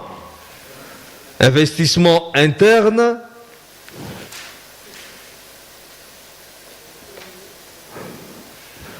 au lieu de 1 milliard 500, il y a Miuva 1 milliard 932 millions 370. De ny ato amin'ny finance zany a miova ihany koa somary mihena kely 835 milliards 149 millions 169. De mety amin'ny sous-total tsika sous-total ny investissement 1 milliard 932 millions 370 000 any Assemblée nationale, de ato amin'ny ministère ny finance 1054 milliards 961 millions 478 000. De total général amizay zany de io no budget tsika amin'ny loi de finances rectificative ny hafarany ny fonctionnement le plus transfert dia mahatratra 80 milliards 323 000 millions azafady 498 80 milliards 323 millions 498. De ny any finance miova 2919 milliards 790 millions 104 000. Zay tompoko. Nanaraka tsara nareo ary azavaky kely fotsiny ao anatin'le izy matoy izy miteny le finance foany de mahita taremarika ambony be nareo hoe 106 lasa 93 satria tao am'lay an'ny ministère fitantanam-bola zay niakatra be no hoe isotomana amerenana n'lay teti-bola ny anteny mera-pirenena iverina amin'ny laonina araky ny voafatra taria amin'ny LFI. Io zany tsy nanovan'ina fa le LFI ny tapahana no naverina ao anatin'ny LFR. De zay lay mahatonga n'lay fiovana le nomeko tamin'ny mailaka teo a lay 50 lasa 80. De inona reo na eny tsara hoe ny total général ho an'ny teti-bola ny anteny mera-pirenena dia 80 milliards 323 millions. Zay zavatra zay zany a lay famerenana azy zay le fanitsiny iny zany le netiny vao miera fitantanam-bola iny de lasa miena ny teti-bola ministère fitantanam-bola mba amenona an'lay teti-bola ny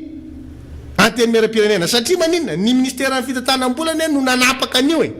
De zay zany ny raisin'ny anteny mera-pirenena tao vao miera fitantanam-bola hoe ianareo nanapaka anazy any ianareo koa zany tapahana amerenana an'le izy. De zay io le ampitoviana izy de mahenareo 2000 milliards le 2000 milliards an'ny ministère fitantanam-bola iny a reo vao mahenareo hoe 100 2000 de 2000 milliards efa ny ministère fitantanam-bola zay fa ny en'ny anteny mera-pirenena de nijanona eo amin'ny 80 milliards ny fitambarany am'lay version amande fatari amin'ny initial izy amin'ny LFR ihany zay fa tsy ny LFI dia 50 milliards. De io na veriny le tao anatiny vao miera hoe aleo averintsika tari amin'ny teti-bola voafatra tamin'ny LFI ny teti-bola zay mampiodina an'lay androm-panjakana iny teti-bola iodinan'le androm-panjakana e. De zay zavatra zay zany no napetraka hoe satria rehefa tsy mipetraka ohatran'io zany le tetibolan'ilay androm-panjakana dia mijaly le androm-panjakana lasa mangataka any amin'ilay ministera fitantanam-bola ny mpanaramaso indray no mandady any amin'ilay olona ranamaso ny androm-panjakana mpanao lalàna ny manaramaso ny androm-panjakana ny rafim-panjakana mpanatanteraky dia nefa ianao ny tadiaviny zareo hoe ianareo solombamoaka dia mandady aty aminay fa nikatsakatsana ny tetibolanareo mba tsy afahanareo manao an'izay dia nareo mandady aty aminay rehefa misy zavatra ilainareo rehefa aveo dia lasa lay asin'le androm-panjakana zany ny hitan'le solombamoaka mba tsy rariny fa isa taona ve dia ohatr'izay foany ty androm-panjakana ty anaovanareo azy mandeha voalohany le izy tsy niteny le solombamoaka mandeha fandroany tsy niteny le solombamoaka fa niteliny aby teny am'izay le solombamoaka oka zay fa aloha am'izay areo ahitsinay ty fa tsy zakan'ireo fa efanam-panatateraka reo zay fihetsiky ny solombamoaka zay ary maly ka fa resaka tamina solombamoaka vitsivitsy dia misy raha onan'ilay tompona ndraikitra na solombamoaka namana le solombamoaka hoe anaovana déséance hoe hoaongana tsy ho solombamoaka zany fa nisy namaly mihitsy hoe ataovy raha sahala ozy dia ataovy satria tena fa lasa miakatra zany le maripana miakatra le izy hoe efa misy zavatra tsy mety avy eny ahitsy dia mbola hifandrefy ohatran'izany hoe tairo alefaso izy raha vita lesy ny tairo tena nanao taimbava mihitsy zany sy anona solombamoaka aniza nanao aniza fa mahafantatra an'izany ny solombamoaka namana ny antony tena efa marary an'le solombamoaka le zavatra mitranginy marary an'le solombamoaka le zavatra misy hoe enao ve efa mametraka indray ianao zany atao anatin'ny fivoriana inge hoa tsy tia marery mivory ao anatin'izany vomiera zany fa misy RD tao fa zay nivory tao dia samy nametraka daholo hoe aloha mba hiverina amin'lohany aloha manao zavatra normitsika zay mandray fitenenareo dia nametraka hoe zao kosa mba tsy mety fa manino ny tiany ohatr'izao fa manino ny tianykitianareo ohatr'izao le solombamoakany rehefa tena mijery an'izy dia mahatsapa fa hoe ny olana zany dia izy ao anatin'le antoko mitondra androany fa izy tena mahatsapa n'le fiainana iainan'le vahoaka malagasy pretendrazana aminy hoe marary le vahoaka io solombamoaka moa enjehana foana isak'izay matsara hoe nareo ohatr'izao nareo ty tena fa rehefa tena mandinika ny tetibola ika zay fantatra hoe inona dao taony ianao mahita an'izany hoe misy ministera tsy malany ny tetibola lefany aminy nefa misy androm-panjakana tsy ampy mijaly amin'ny fampidonana ny androm-panjakana misy anazy nefa misy tsy malany ny volany sasany ary hitanao hoe tsy mahavita asa kory le départementa ministérial ka tsy miteny lay ministera ao anatin'izy dia hoe zay ny antony nanenana an'le tetibola satria maniny tsy lany zareo le vola lefany aminy tsy miasa le vola lefany aminy mahagaga anao ny zavatra ohatran'izany ny sasany zany tsy ampy ny sasany tsy lany le fifandanjana eo amin'le izy mihitsy zany tsy araka ny tokony izy dia nen'le sasany mametraka hoe ity ngeka zavatra ainanay iodonanay ty zavatra ty fa tsy misy hoe aka ty mbola ohatr'zao soatr'zao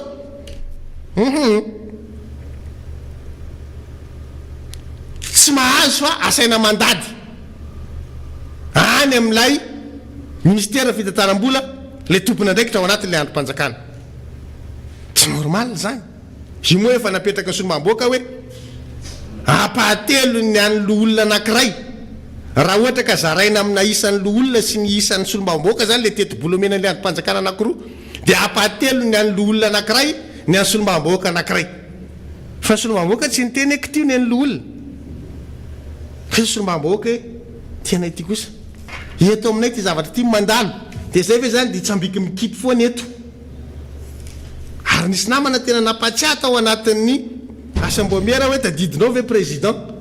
fa tamintsika andany eny ty tamin'ny farany ange ka tena niteny mihitsy ianao hoe orzala ny eny ty fa ahoana ofiditsika dia niarana anaiky daholo hoe andao e satria matoky an'le rafitritsika samigaga rehefa aveo hoe tsy arakaraky le fahatokisana zay napetraka ny zavatra zay nisy zay mahatonga atsika metraka an'izany hoe tsika kosa oka tsy famitaka fa rehefa hoe version mandeha dia iny izy ny etitsika iny zay ny atao hoe version mandeha amin'ny tetibolany ny anteny mera-pirenena fa aza ovaovana ny taremarika fa ny fanovana zay dia fanaovana osoka sy fampiasana osoka zay zany nyfantatritsika hoe zay ny taremarika zay no etitsika zay ny taremarika nivoaka tao amin'ny assemblée ary io version mandeha no lanina teny amin'ny séance plénière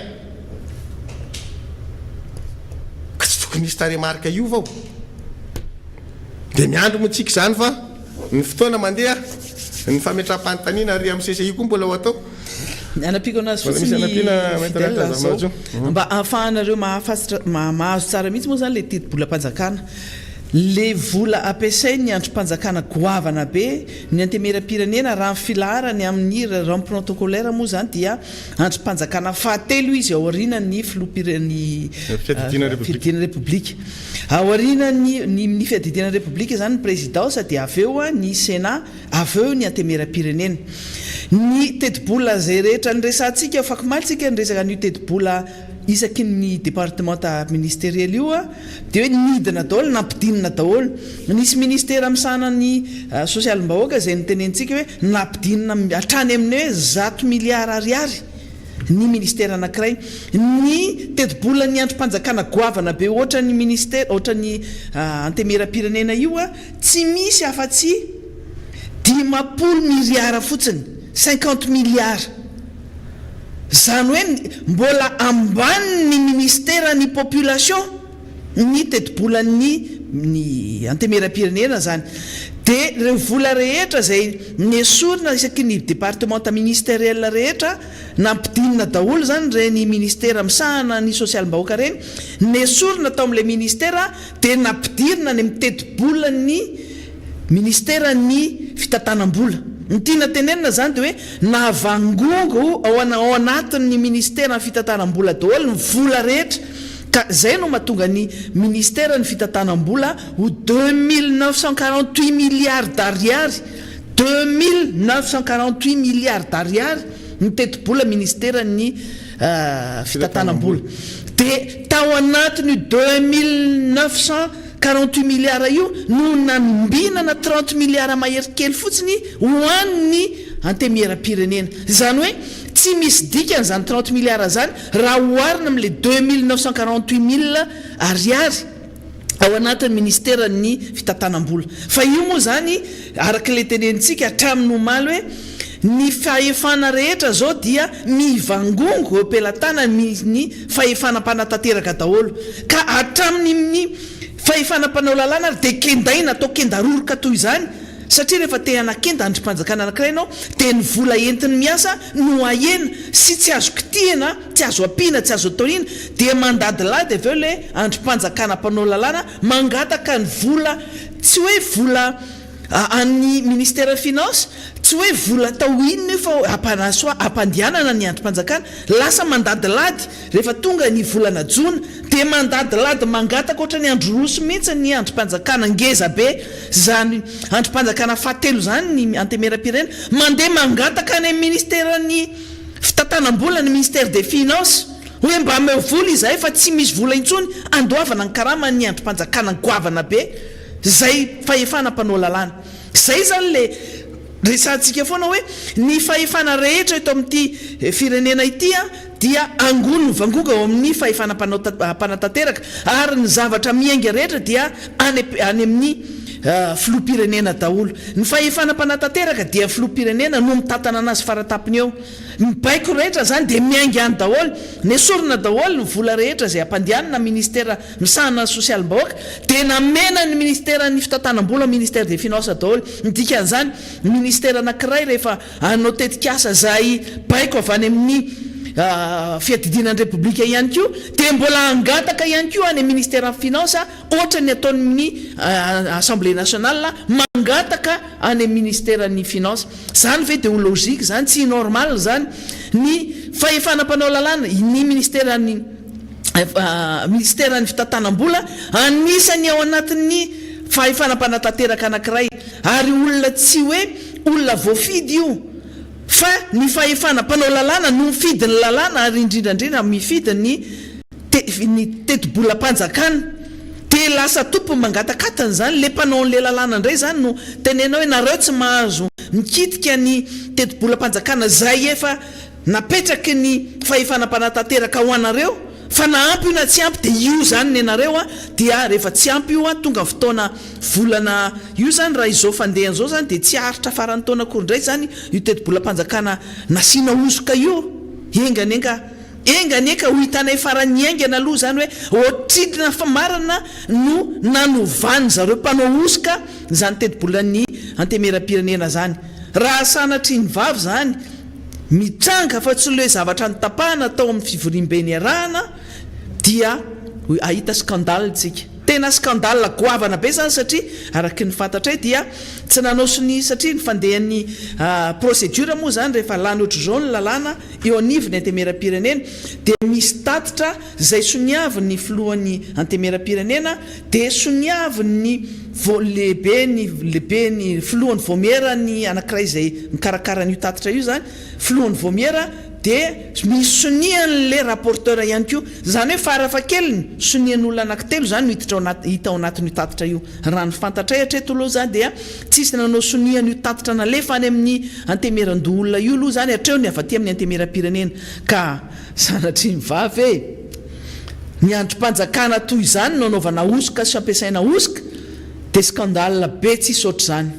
ary tena mbola manam-pirofo fa didy jadona misy eto tena didy jadona tanteraka hoe fahefanam-panatanteraka no mampanao an'izany zavatra kitototoy izany mampanaonao foana androm-panjakana toy izany didikizo amin'izany ndray koa zany ny HCC efa manao ny tsy fanao ihany koa amin'io fanaovana ny satan'ny mpanohitra io satria hiaraky ny tenentsika koa zany raha azo toizina koa zany dia lasa ozoka ihany koa zany ny didim-pitsarana zay mivoaka ihany koa satria didim-pitsarana efa mivoaka dia novaina indray tena hoe zava-doza tsy mandeha amin'izay ozany tsony zany raha pirenena eto amin'ity firenena ity fa zany no zavatra misy hoe zaraintsika amin'ity fandarana miara-manonja ity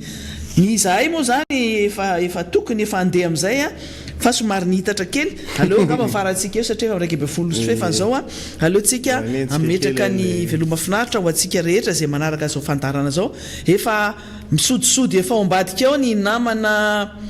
Erika Ambotry-Manjaka eto ihany koa ny namana faniry ihany koa elaela nareo tsy nahita anazy fa dia sitrana somatsara izy nahazo aina somatsara izy arabaina zany tavaverina somatsara eto amin'ity fandarana miara-manonja aty fa izay kosa zay menada dia anao veloma finaritra ao aminareo ho amin'ny latsinainy indray zany nisy zavatra tokony mbola andresana ihany andro fa efa lafa diladila ny fotoana raha milatsinainy indray tsika manao misimisy samy tahin'Andriamanitra mba ampidirana ny Eric Bogosy eo amin'ny toeran'ny maître Yantra dia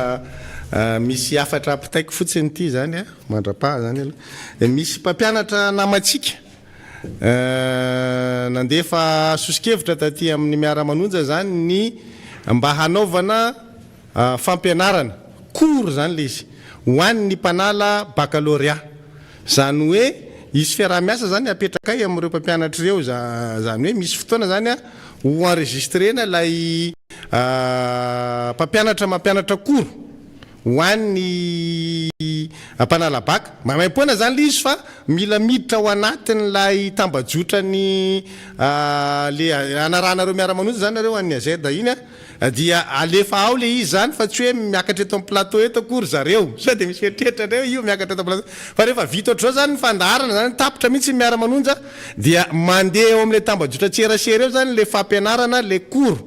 amin'ny resaka fanadinana baccalauréat dia latsinainy hatramin'ny zoma zany hoe ataonay aloha fandraisam-peo an'le izy dia aveo zareo zany mampianatra atsika dia le izy tsy hoe amin'ny toerana dia matematika fotsiny tsy zay fa ohatra hoe latsinainy matematika dia philo dia malagasy dia ohatr'izay zany dia mifandimbidimby eo dia raha misy fanontaniana apetraka reo dia apetraka reo amin'le tambajotra tserasera eo le fanontaniana dia hitan'zareo dia valiny amin'ny herinandro manaraka le fanontaniana na apetraka reo alohan'le matière zay ho ampianarina le izy dia mety hoe mahazo valiny ihany zany tsika ao anatin'izay fa ny tokony zany tokony hoe ny amin'ny herinandro tia mampianatra izy dia raha misy fanontaniana dia amin'ny herinandro ambony indray ny valin'le fanontaniana apetraka le mpianatra miarabanao Eric Bogosy zay le sosikevitra avy any amin'ny namantsika ataontsika hoe fandraisana ndraikitra sy fandraisana anjara biriky koa zany marina fa mamay-poana ny anaovan'zareo azy ao anatin'le izy fa ny mpianatra zany dia mba maka an'le izy ao anatin'ny tambajotra tserasera Ya miarabonao namana solombamboaka fitelarasara-piara ary mangasitrika ny amin'ny fanomezam-pitenenana izay zavatra nydresan'ny farany teo zay moa la endrika azo atao hoe fiarahamentana ary hoe endrika firaisakina ao anatin'ity fandarana miara-manonjy ity ary ny rarina dia mba nitohizana zany sy ny hoe isotrano voaka malagasy zay tokony ho anjara tandrifony makasika an'izay raha-pirenena zay satria raha ohatra ka ny fanabeazana zay dia tena ekina ny ainy ny fampandrosoana mihitsy zany hoe fijerevana manokana no avyny taranaka fara mandimpy ombako manana ny araba ny oetindreo namana ty aloha ny firarintsoa anareo zay mbola ao anatin'ny tsy fahasalamana ary indrindra moa fa ny hoe hitondrana ny teny fampiononana ho atsika menakavy zay hoe ny dona-pahorinana hoe manana avana maty na amin'ny hoe fomba ahoana na amin'ny fomba ahoana dia mankahirantsika hatrany ary ankasitrahana koa ny fandarana sy tapaka ny fandarana miara-manonjy eto am-panomboana dia tiako hitondrana aza atao hoe fisaorana fankatelemana ho atsika mianakavy mitondra teny fampahirezana mitondra andreny verset biblika ao anatin'ny SMS na ny hoe tambajora tserasera tena mankahery ary tena ilaina mihitsy satria ny hoe fitondranam-bavaka ny fitrotroanam-bavaka zay foana moa efa nasongatitsika tao anatin'ity fandarana ity satria raha ny hoe niheritsika marina raha ny fahalalana fotsiny dia tena mety hoketraka andalana ihany fa noho n'izay fisiny hoe ianareo malohana mitrotro am-bavaka sy mankahery zay dia tena mahafaly ary mahavelombolo ny androany tena tsy napozina mihitsy resahako ty tsy mampaninina na dia tsy niteny azy ilay olona hoe hitondray fisaorana na hoe hitondray fitenenana ao anatin'ny miara-manonja tena nampihetsi-po ilay fihetsika satria ny antso moa zany tao anatin'ny tambajora serasera ilay namana dia hoe mba misy zavatra mba tiany aho izy mba omenanao namany erika za moa tsy nanapo inona lisy dia resahako io tahako tena isaorana ankatelemana voray ianao miteny hoe kely dia kely fa zay kosa nefa mitena miteny hoe ngeza be aminay ilay hoe fanampiana moa zany fanoanana ny ekipa ny miara-manonjy hitondrako ihany koa ny kompatanana ho atsika ao France ao satria dia tena misy tsy manaiky mihitsy io na dia ndre mandevy dia tsy mba nataonao mihitsy ndry madame Kelly ndry madame Stacy be dia be ao mangataka zay kompatanana zay dia omeninareo hoe ianareo vao samby ery ao tena tsy adino Lyon Montpellier Abidjan mazava ho azy ny vahoaka manerana Madagasikara sy ianareo any andafindrika any ao itaosy ao dia tena misy tsy manaiky mihitsy tsy voateny mihitsy zay na dia mbola manafatra azy ianareo ao a67 moa ohatra zany ambotro manjaka sy ambotra atrimo ray manontolo omena ny kompatanana faobe ary ampitiavana sy ampianatry tena no anolorana an'izay kompatanana ho atsika mianakavy izay efa eto koa moa ny namako fanira zafy manatany manolotra ny arahabazy elaela izy tsy hita ozy ny namana maitra antra zafy manatso teo eo moa ny adidy amanandraikitra eo koa ny tsy fahasalamana tao anatin'izay fiatrenana zay koa dia sady miarahabanao no hoe ankahirezina koa nao anatin'izay hoe adidy masina endraka hitatsika tao anatin'ny miara-manonjy zay namana fanira zafy manatany dia miaraba ny mpijery ny fahita lavitra zany isika amin'izao fotoana zao namana Erika Randrainaivo miarabanao ihany koa miaraba ny mpiain'ny radio rehetrarehetra zay mandray ny miara-manonja misaotra ihany koa ny teknisiana dia mbola miaraba sy misaotra anareo ekipa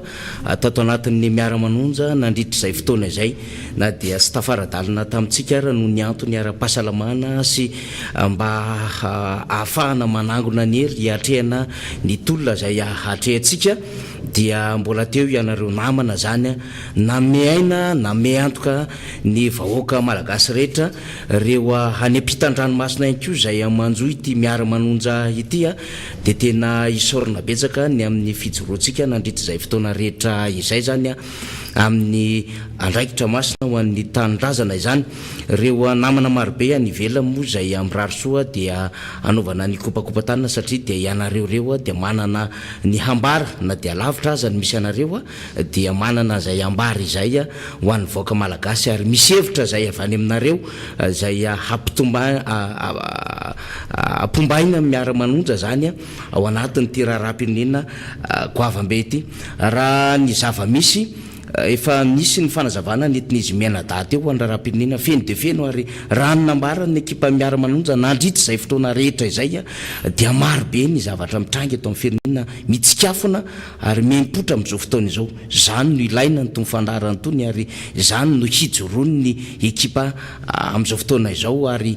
tsy milavolefona tsy mitaraitana mepaka manao ny ainy tsy ho zavatra ary ny vahoaka ihany koa mahatsapa fa ny fizarana ny hevitra zay nambarantsika tato anatin'ny tony fandarany tony namana Erika Randrenaivo dia tena avorainy rehetra zany ary mampirisika ny rehetra ihany koa hiteny hijoro ary handray ny andraikitra zay tandrify azy zany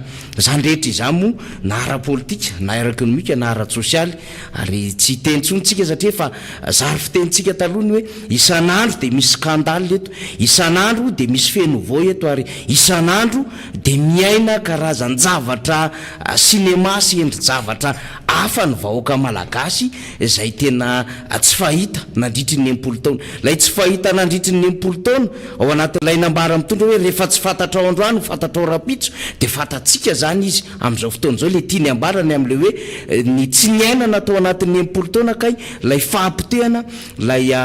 fahasimbany ny fiarahamonina malagasy lay fahantrano ny vahoaka malagasy ary lay oera sy lay dedaka ao anatin'lay raha-pirenena izay ary io hitantsika io lasa ady hevitra eo amin'ny sehatry raisam-pirenena zany ny hoditra omby sy ny kapa hoditra namana Erika Randrenaivo dia tsy hain'le fitondram-panjakana no mametraka ho zava-dehibe le hoe laikereny na lay faminina dia ny zavatra miantra amin'ny vahoaka tsy lay fihetsiketsehana fotsiny nandritry n'izay fotoana vitsivitsy zay hoe dia hanao émission spéciale tany atsimo na nanao an'ilay karazana akoloko tany amina faritra telo tany a Fort Dauphin na nitokana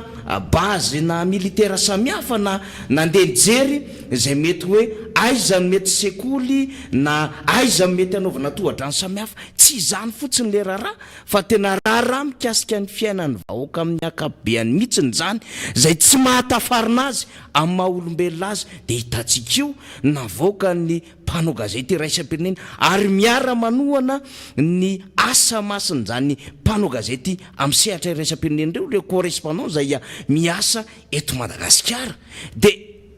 zavatra mampime zavatra tsy fieritreretina ary tsy fahitandray ny contraina n'ilay communication zay efa véhiculé amin'ny sehatra raisam-pirenena hoe zao ny misy a Madagasikara ary zay no nijoroan'ny PAM zay no nijoroan'ny UNICEF zay no nijoroan'ny PNUD anaovana fanampiana ny any atsimo dia mahita communication amina vitesy hafandray tsika amin'izao fotoana zao satria menatra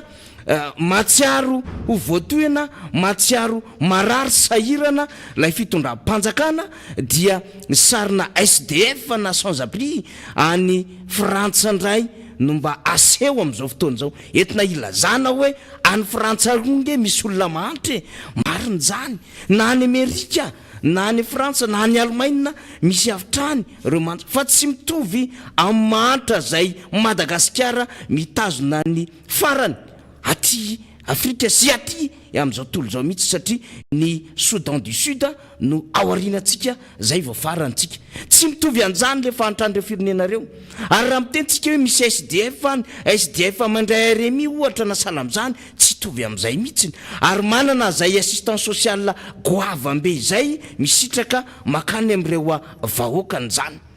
de izay no ahetsika ny fitondram-panjakana zay mba miasa any amin'ny Facebook amin'izao fotoana zao na mampiasa an'ireo olona zay nahazo andraikitra kely attaché de cabinet na attaché de presse na inspecteur na conseiller na assistant samihafa hoe avocat ny sary any ivelany na any Frantsa ho hitan'izao tontolo zao fa misy mahantra koa ny Frantsa mba entina ilazana na hanalambaraka ndray koa amin'le frantsay zay nanao hangambany amin'le reportage tamin'ny alalan'ny mpanao gazety ny France 24 Gaël Bourdia dia zay mba contre communication hitan'le fitondram-panjakana mamenatra zany ary zany zavatra zany litenentsika hoe ndraindray tsy manana an'izay tena hoe honnêteté na tsy manana an'izay tena hoe stratégie mazava na hitondrany ny fitantanany na hitondrany ny fifandraisany ny eo anivon'ny fitondram-panjakana dia lasa mananao foana ary zany nambarany namana fidèle sianitra teo zay solombavam-baoaka atsika atao anatin'ny miara-manonjany amin'ny hoe ny fikitiana ny zavatra tinapaka sy ny voasoratra ao anatin'ny teti-bola tahaka ireny dia manandanja satria ho atsika voaka malagasy dia mila mahafantatsika hoe inona natao loi de finance initiale, inona natao hoe loi de finance rectificative, inona natao hoe version ny LFI na ny LFR, na inona natao hoe version amendé na sipantsina teo anivony zany. Mila fantatsika natao hoe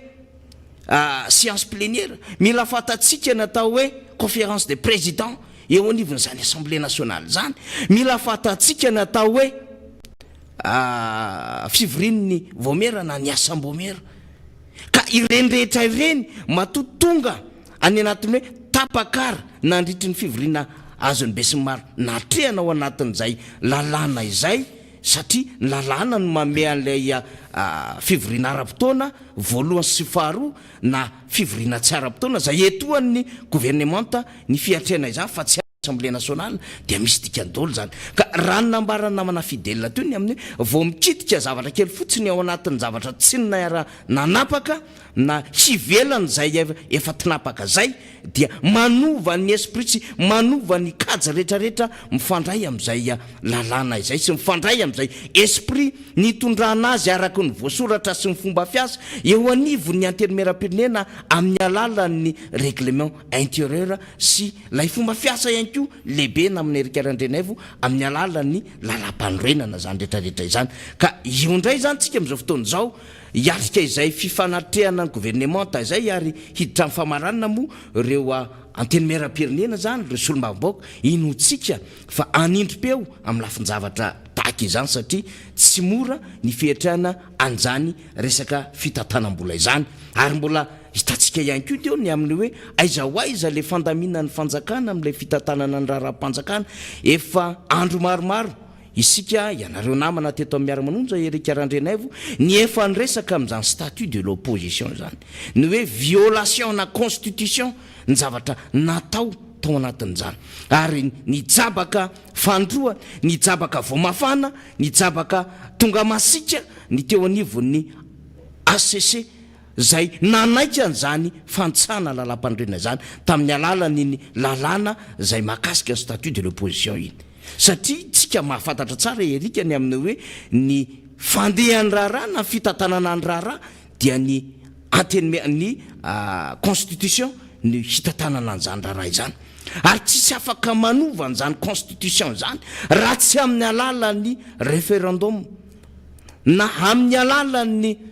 andraikitra manokana zay omen'ny lalàna ihany ko mankeny anivon'ny parlementa ohatra arak'izay fandaminana azy zay fa ny zavatra hitantsika amin'izao fotoana izao dia nijabaka efa nijabaka maromaro foana ireo tao anivon'ny ACC teo aloha fantatsika izany tamin'ny alalan'ny resaka gouvernorat na appellation chef de région zay ambarany lalam-pandroena kanefa dia nasinana an'ity gouvernorat ity efa fantatsika izany tamin'ny alalan'ity lalàna amboletra décision anankitelo be zao zay nanaovana andetrezana ny fifidianana loolo Madagasikara zay nandanina andreto 20 reto na 12 zay nilanina tamin'ny latsabato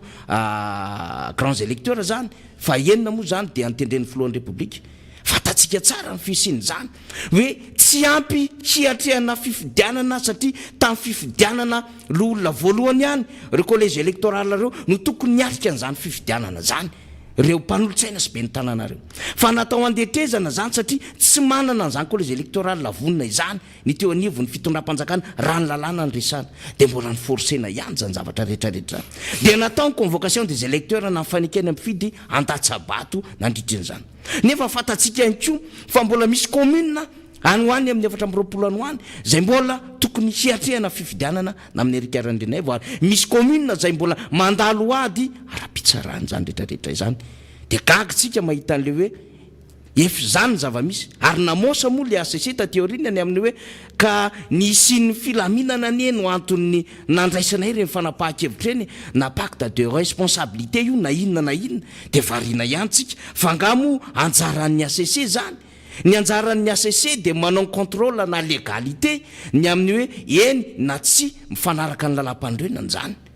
zay mety adevitra ivelany zany na fanaovana interprétation na texte sinsisy adevitra afo zany de io fa miverina indray zany am'izao fotoana zao lay ACC zay mitady hanara-davahana an'ilay ACC teo aloha ary mbola misy anoany amin'ny fitotonany anarantsika an'izany ACC zany nefa vao manomboka izy de le olona nanoratra an'le lalam-pandrenana tamin'ny 14 zay nitarika ny conseil consultatif constitutionnel namana Erika Randrinaivo zay mitarika ny ACC am'izao fotoana zao no mampanitsaka an'le lalam-pandrenana no soratany aty amin'ny article 14 aty amin'izay hoe tokony misy lalàna fotsiny amoana décret d'application de manaiky ny amin'ny hoe opposition parlementaire de manaiky ny amin'ny hoe tsy maintsy solombavom-baoaka no apetraka hitarika an'izany chef de l'opposition zany de varintsika Erika satria zany ny atao hoe fitantanan-draharaha zany ny atao hoe manam-pahaizana nomena andraikitra ary de tsy gaga am'izany vaoaka malagasy satria lasetry ny mahazatra le izy hoe l'exemple vient d'en haut ny fitantanana zava-misy am'izao fotoana zao skandale moa no nilazanao azy namana fandiga zafy manantany fa enatra ho an'ny firenena le izy ary enatra ho an'ny tena mahatsiaro tompona andraikitra sy hoe mba mahafantatra kely ihany farafaratsiny mba mahay mamaky tena satria zany hoe gardien constitution zany marina ange raha nitantsika hatramin'izay ary hoe nitsangana andreo solombavom-baoaka telo amby fitopolo tamin'ny fotoan'androny de niatiny mba hipetrahana zany hoe fanjakana tandalana niaty tamin'izany hoe fanjakana tsara niaty tamin'izany hoe nitolona ho any hoe tsisy ny kolikoly fa raha ny fanapahan-kevitra ndraisindreo azontsika atao hoe tena kitro faran'izany lalàna zany mihitsy dia ny hoe misy mampia ihany fandraisana didy politika misy fitsarana politika ary ny zava-toza ao anatiny raha ny lalàna voaka ny ACC zany dia didy tsy azo ivalozana fa avy eo nefa ny oatra mahatsiaro tena ihany ngambany manenjika azy ihany ngambany conscience-ny dia miverina amin'ny teniny zay ary eo ny tena zava-toza iolo constitution zay ianareo fitondrana am'izao fotoana zao no nametraka azy nefa ianareo no tsy manaja azy ny mety amin'io de ravana zany eo lalam-pandroenana io zay zany tokony izy satria ianareo mihitsy tsy resy lahatra am'le izy na hoe mba tsy tenenako hoe ianareo mihitsy tsy makany amin'ny intérêt anareo le izy tsy makany amin'ny tombontsoa anareo le izy ary atahoranareo mihitsy nipetrahan'ny mpanohatra mety anohitohinana ny filaminanareo nipetrahan'ny mpanohatra mety anelingelina ny fihinananareo mihitsy moa zany mazava be zany satria araka ny voalaza teo na de ilay lalàna makasika ny teti-bolam-panjakana nitondrana fantsina iny azy de mbola sahanareo ny manao tovana ao anatiny tovana zay tsy neranana nangatanana zay nazavainy ny solombavom-baoaka teo zay inona moa zany ny tia natongavana am'izany de tia mipetraka eto amin'ny tany sy ny firenena mihitsy ny tsy fanarahan-dalàna sy ny fangaharana de ny vahoaka malagasy no mizaka ny tseranena ao anatin'izay indrindra fa ny fahasahiana mihitsikeran zany sy miteny an'izany ary anaramanareo vola mihitsy ny mpanao compte fako mialatsiny fa compte fako de mitombo isan'andro ary tsy laitra mihitsy ny fofona hoentiny satria sady mpandainga no mpanaratsy olona no miezaka ny mamono ny gasy mitovy aminy ary aza diso fa tompona ndraikitra mivantana amin'ny tsy fetezina eto amin'ny tany sy firenena ianareo karamaina tsy mahay mandanjalanja ianareo karamaina tsy mahay mamakafaka fa de manitsy be fahatany manaratsy be fahatany raha ny endrika any atsimo resan'ny fanira zafy manatahany teo ny hoe ienatra ho an'ny vahoaka malagasy satria any anatiny ainao manjery vahiny voamaly ny namoaka indray ihany koa ny tao amin'ny CNN de tena ienatra mihitsy satria mauvais ozy ny filazany azy tsy mba hoe inhumain intsony na zavatra zany fa tena mauvais mihitsy zany hoe kalifen'ny olona any amin'ny tena zavatra ratsy raha le mahazo an'le vahoaka malagasy zay tsy manatsiny tsy sitrapony no tonga amin'ny toerany io ozy bodo zay ary tena tsara toerana mihitsy lay hira satria ohatrany hoe efa naminankonga mabota amin'izany fotoana zany ary izay mety azy mihitsy lay efa nanomboka nanao politika ny fanaovana politika tsy hasy fa tena tsara satria mahay mamakafaka ary mahay mametraka le maridrefo hoe raha teto ny fitantanany anina tamin'izany fotoana zany izay resanareo fa efa nisy 4 mika tamin'izany ozy nareo e efa nisy foana zankirizany fa tsy mitovy amin'izao tsy tonga hatramin'izany hoe nihinana kapa efa avy nanaovana nangalana reny nanaovana semel reny tsy takatra ny sainy eritreretina misy dia mbola misy ihany koa aza olona vany amin'le toerana tompona ndraikitra ampitenenina dia miteniteny foana ary manahirana ao anatin'le izy fa tsy adala koa ireo mpamatsy vola eran'izao tolo zao reo tsy adala ireo mpisehatra ao anatin'izany hoe fiahina ny ara-tsosialy ny PNUD sy ny UNICEF sy ny FAO makany atsimony reny fa izy mihitsy dia manohana ary hoe zavatra mariny io ary mitondra profara tsara sy ara-teny ao anatiny fa isika moa zany miezaka n'izay le hoe miaingo ambony tsikoko zay mampiseho mampirantiranty ny tia kasehotsika fotsiny dia ezahana fiainana zao tolo zaotra nandalovana paparay masina teto trano mionga potsiny efa tsy anareo dia ezahana lokona aingana aloha sao dia misy mahita ezahana findra toerana aingana aloha ireny tsy manan-kiloha fandreny dia ny SDF nataonareo repera ao anatiny ko ny lafranjy koa nge manana SDF efa ndresana namana faniro teo moa izy ny SDF n'olona mba jerevo tsara mba jerevo tsara hoe mandray ohatrininy izy isam-bolana ary manao ahoana ny fiahin'ny fanjakana azy fa neto amintsika ahoana ny miezaka mampiseho an'izany mba tokony andraisana andraikitra azy enjehana fa so ihany moa ny olona fa tsy mitovy amin'ny eto amintsika tsy mitovy amin'ny mialatsiny amin'ny mpanao gazety sasany eto ka hoe vao mahazo toerana dia mangina ary adino le tolona natao tamin'izany vao omena seza na ministra dia mangina fa ny mpanao gazety n'olona dia mifanohana ary mametraka zany asany fanaovana gazety zany ho ambony ary tsy azon'izaniza kitikitihana amin'izany mihitsy na ahodikodina dia tsy tahotra tsy enatra lazaina fa misy ambadika politika lazaina fa sao dia ihany indray no ambadika zany mpanao gazety ny France 24 zany izay tsy inona lay mahazatra izay tsy inona le fomba fanao ary izay tsy inona le zatra ny lalandririnina ka fahavaratra avy no mitady anao hitsin-dalana azafady efa tonga saina ny olona ary misaina ny olona ary efa mahay mandanjalanja ny olona efa mahay mandinika ny olona satria tsy baka plus 24 daholo fa mba betsaka ihany ny voaka teny amin'ny anjery manontolo betsaka ihany mba nianatra lalàna betsaka ihany nianatra ny ekonomia betsaka ihany nianao sosiologia betsaka ihany ny voaka tao anatin'izany médecine zany betsaka ihany ny ingénieur eto Madagasikara fa ny zavatra misy dia ianareo no miezaka manabady olona sy manakentry ny olona ao anatin'izay fitantanany raha-pirenena izay anaovana azafady any ka hatramin'ny siam-pianarana avy ny efa miara-mentana mpiondana miara-manonjany hoe ame cours gratuit satria mahafantatra izy fa ato anatin'ny miara-manonja afaka manao an'izany tsara mihitsy ary ankasitrahana ny ahina koa aza mety hisy dokotera koa ame maimay pona ato amin'ny miara-manonja mety hisy ingénieur ny agronome koa ato mba ame farahoatsy mba misitraka ny tokony hositrahana ilay olona fitahana taminy hoe mamboly artemisa fa tsy mamboly vary dia mba hay tao tsara ao anatin' zany fa siam-piarina ny fambolena zany satria raha lay majorité raha isika lay maro anisy 20 isan-jato sokajina ho tatsapamokatra sy mpamboly ary mpiompy dia tena tandondom mindoza tanteraka raha zany fikitihana ny teti-bola-panjakana na sy mpantsina nitondrana fanamarina teto zay any anatin'ny siam-piarinantsika maro anisa mihitsy no kitihana ary ahena ao mihitsy no tena be indrindra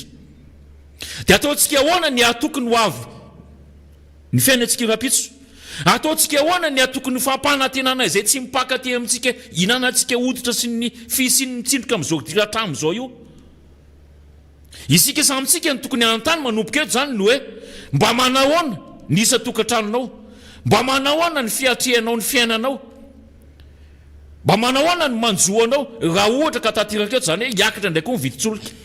mba manahoana ny eritreritrao ny amin'ny tenin'ny fitondram-panjakana ny kabary zay teneniny rehetra tamin'izay reny hoe mahakasika mivantana anao ve zany mba manahoana ny fiatrehanao be dia be raha ohatra ka ho tansaneto namana fanira zafy manatany fa ny zavatra hitantsika maso aloha na ny lalàna velona aza sahan'ny fitondram-panjakana hitsahany na ny lalàna amin'ny fiaintety-bola zay tena enkina ny mbahoaka azy fa so mieritreritra mantsy ny fanjakana fa ny fianakaviany tokony atsakany amin'izany tety-bola-panjakana zany so mieritreritra mantsy ny sasany fa ka sao dia tsy vita ny trano be na sao dia tsy vita ny ahitratra tika tongavana fa miankina amin'ny mbahoaka io ary volam-bahoaka io fa tsy volan'ny fanjakana fohy be volam-bahoaka satria isika ilay mpandohetra isika le contribuable amin'ny fiteny maître iantra zafy manatsoa ka mananjota teraka mihitsy isika manana didy mihitsy ka anara-maso sy hiteny momba an'izany tena zoatsika tsiraray avy mihitsy ny mametraka an'izany satria raha izay lalàna fototra izay azy ny mpitarika antsika nampina amintsika fahefana tsy manaja azy manahoana manoloana antsika nampindrana fahefana azy sy isika tokony hoe tompon'izany lalàna zany manahirana ny fampiresany namana fanira zafy manantany fa saingy izay aloha zany no iainy antsika androany ary ankasitrana ireo namana mitatitra trany ary mitondra profa ao anatin'izay hoe fanitsakitsana ny lalam-panorenana izay nany hoe fandika-dalàna fototra izay be dia be moa ny namana mpanao lalàna efa miezaka miteny an'io hoe azafady fa hitondra korontana nge fa tsy hitondra mihitsy filaminana eto amin'ny tany sy firenena na dia izay tsy fanajana ny hoe mahakasika ny hoe iza moa zany no tokony ho lehibe mpanohatra eto amin'ny tany sy ny firenena izay satria noho ny fahatahorana na noho ny hoe alako bika tsy tiako tare ary ndrareo nge mametraka an'izay ny asika fotokevitra no mipetraka principe no arahana ary ny lalàna mihitsy no ajana fa na ny mamaky lalàna aza dia tsy hainy sasany satria noho ny fisin'izay hoe kajikajy politique na ny hoe interprétation amin'ny intérêt-ndrareo zay ka izay no ametrana ny famelabelariny moa ary zay ny tondrantsika fanantsiana foana namana fanira zafy manatany ny tena mampime ao anatin'izao raharaha zao manko a erika raha ndrenaivo a ho atsika mpieny ny miara-manonja dia ny fahasahina miopapana zany a hikitika ny tsy fikitika ny ain-dehibe ny atao hoe république ny ain-dehibe an'izany fanjakana républicaine zany amin'ny alalany lalam-panorenana tsy fikitika zany ary tsy fanaovana interprétation amina solomaso samihafa ka rehefa misy mijery hoe solomaso iray solomavomboaka ty dia hafa amin'ny famakiny azy misy pahay lalàna mamaky dia hafa amin'ny solomaso makiny azy na misy olotsotra mamaky dia hafa ny solomaso makiny azy fa ny lalàna araka hoe izay voasoratra dia voasoratra dia tsy manana ovaina amin'iny ary tsisy zavatra tokony ho latsaka sy anampiana zay voasoratra to anatin'izany lalam-panorenana zany zay no insistetsika amin'tony ady hevitra tony efa inona moa ny ilaina ny mpanohitra ny ilaina ny mpanohitra ohatra dia mazava tsara ny attribution-ny opposition ao anatin'ilay lalàna 2011-03 erika randrenaivo titre numéro 3 zany article 11 zany l'opposition a pour mission de jouer le rôle de contre-pouvoir et d'équilibrer de pouvoir, proposer des lois à l'Assemblée nationale, contrôler les activités du régime en place, proposer les solutions alternatives à la nation, œuvrer pour l'alternance au pouvoir par voie légale tout en jouant le rôle du cabinet. Mazava ny zany ka raha hanao lalàna vaovao zay mifanitsaka n'ilay lalàna nambarany lalam-panorenana hoe ny fametrahana ny mpanohitra sy ny lehibe ny mpanohitra dia amin'ny alalany fifidianana solomam-baoaka ao arinan'izay ka reo vondrona politika azo maro anisa na reo vondrona politika zay tsy navita fanarahana ka manana solomam-baoaka eo anivon'izany antenimera-pirenena izany fa naty solomam-baoaka ary izy dia zany no mitarika an'izany lehibe mpanohitra zany dia nao mafisiny zany ao anatiny satria ny lalam-panorenana dia misy lalàna manaraka azy dia io loi 2011-03 io nresantsika zany momba an'izay statut de l'opposition zay ka manana mission ny opposition manoloana ny fitondrana hafa ny mission en simple parlement na député ray tsy hitovy mihitsy amin'ny mission ana chef de l'opposition sy zany solomam-baoaka mpanohitra ohatra ao anatin'izany antenimera-pirenena zany ahoana ny eritreretanao fa zay ny voasoratra ao anatin'ny article 14 ny constitution ny amin'ny hoe aorina fifidiana solomam-baoaka dia vondrona politika ny mandrafitra izany na efa tsisy an'izay dia zay manana solomam-baoaka maro no mandamina izay amin'ny chef de l'opposition dia atony efa ianao tampoka eo dia hoe tsy maintsy solomam-baoaka no mitarika an'izany chef de l'opposition zany mahavary zany raha izany solomam-baoaka zay lany amin'ny circonscription électorale iray na district iray no hitondra ny hevitra national ny fanoherana amin'ny akapobeany erika randrenaivo ary tsy miresaka an'izany mihitsiny ny statut de l'opposition tamin'ny 2011-03 tsy miresaka an'izany ny constitution kanefa ny eken'ny ACC zany. Ary raha miresaka izy nisina hoe débat démocratique nisaky ny zoma fa 3 volana amin'ny janoary sy aty amin'ny volana jolay aty voalohany volana zoma voalohany. Tsy resaka question réponse fotsiny zany fa débat démocratique zany eo amin'ny chef de l'opposition sy ny premier ministre. Tena nomena lalàna zany fa tsy resaka question réponse ny gouvernement nga mitovy ny mission ny opposition sy ny mission ny parlement zay mijery manaramaso micontrôler ny acte ny gouvernement tsy mitovy zany foana nitovizany zany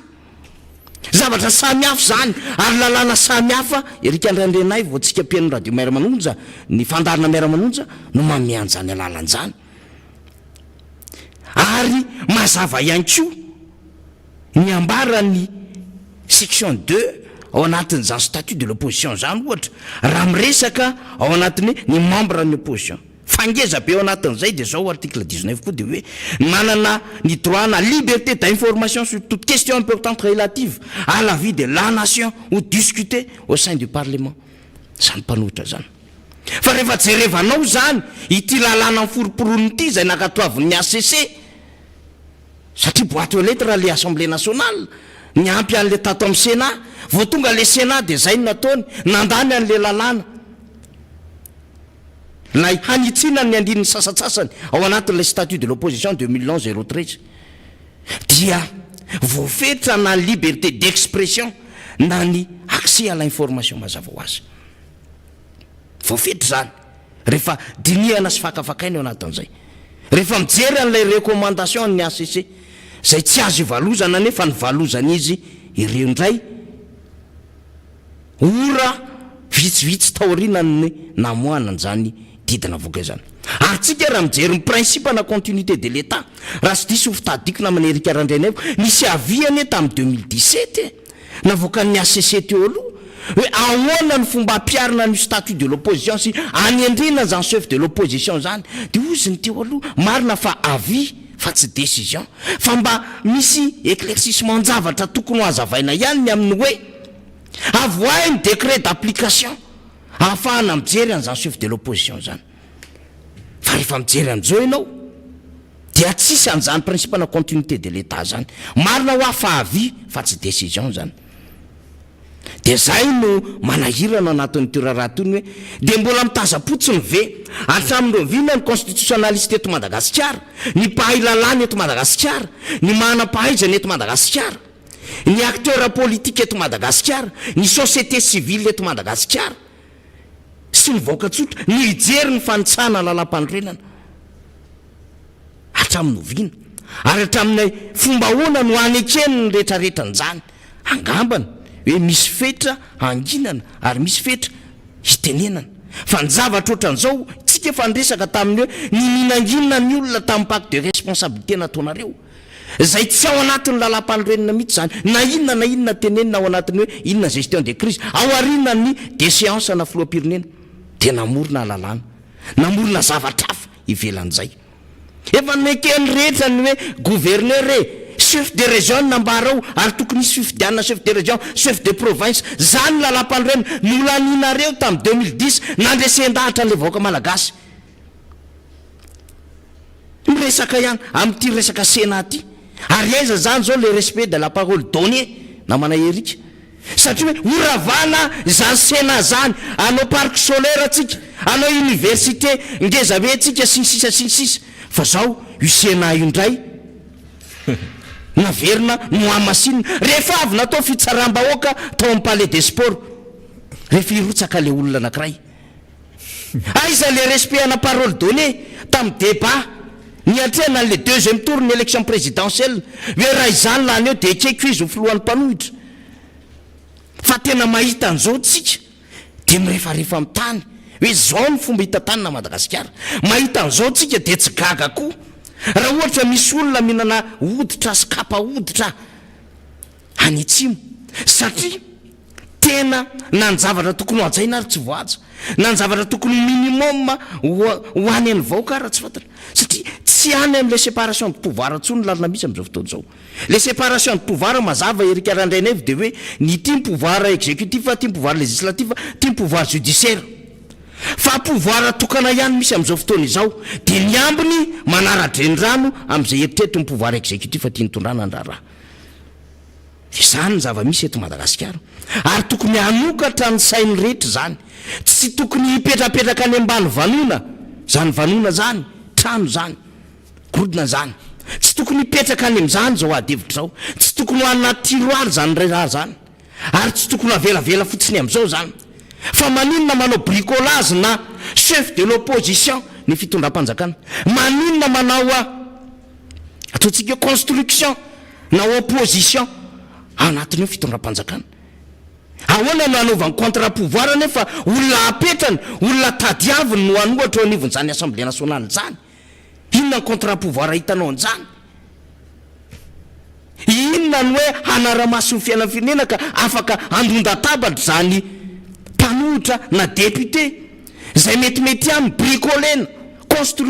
anaovana construction eo anivon'ny assemblée nationale zany. Mamenatra hoe mba misy olona pahilalana ve eto, mba misy olona afaka miteny sy mijoro ve eto. Fa raha izao zavatra zao, satria tena le asin'ilay république, le fanjakana républicaine mihitsiny no hitsahana ny etapony, efa nitsahana tamin'ny fomba rehetra izy, efa nataonareo amin'izay fomba rehetrarehetra anaovana azy le firenena, efa miviravirainareo, pitehanareo ny orinasa rehetra eto Madagasikara, nicrée scandale nareo. Eto Madagasikara misy an'izany hoe misy olona nomena amin'ny arrêté chef Cisco ohatra,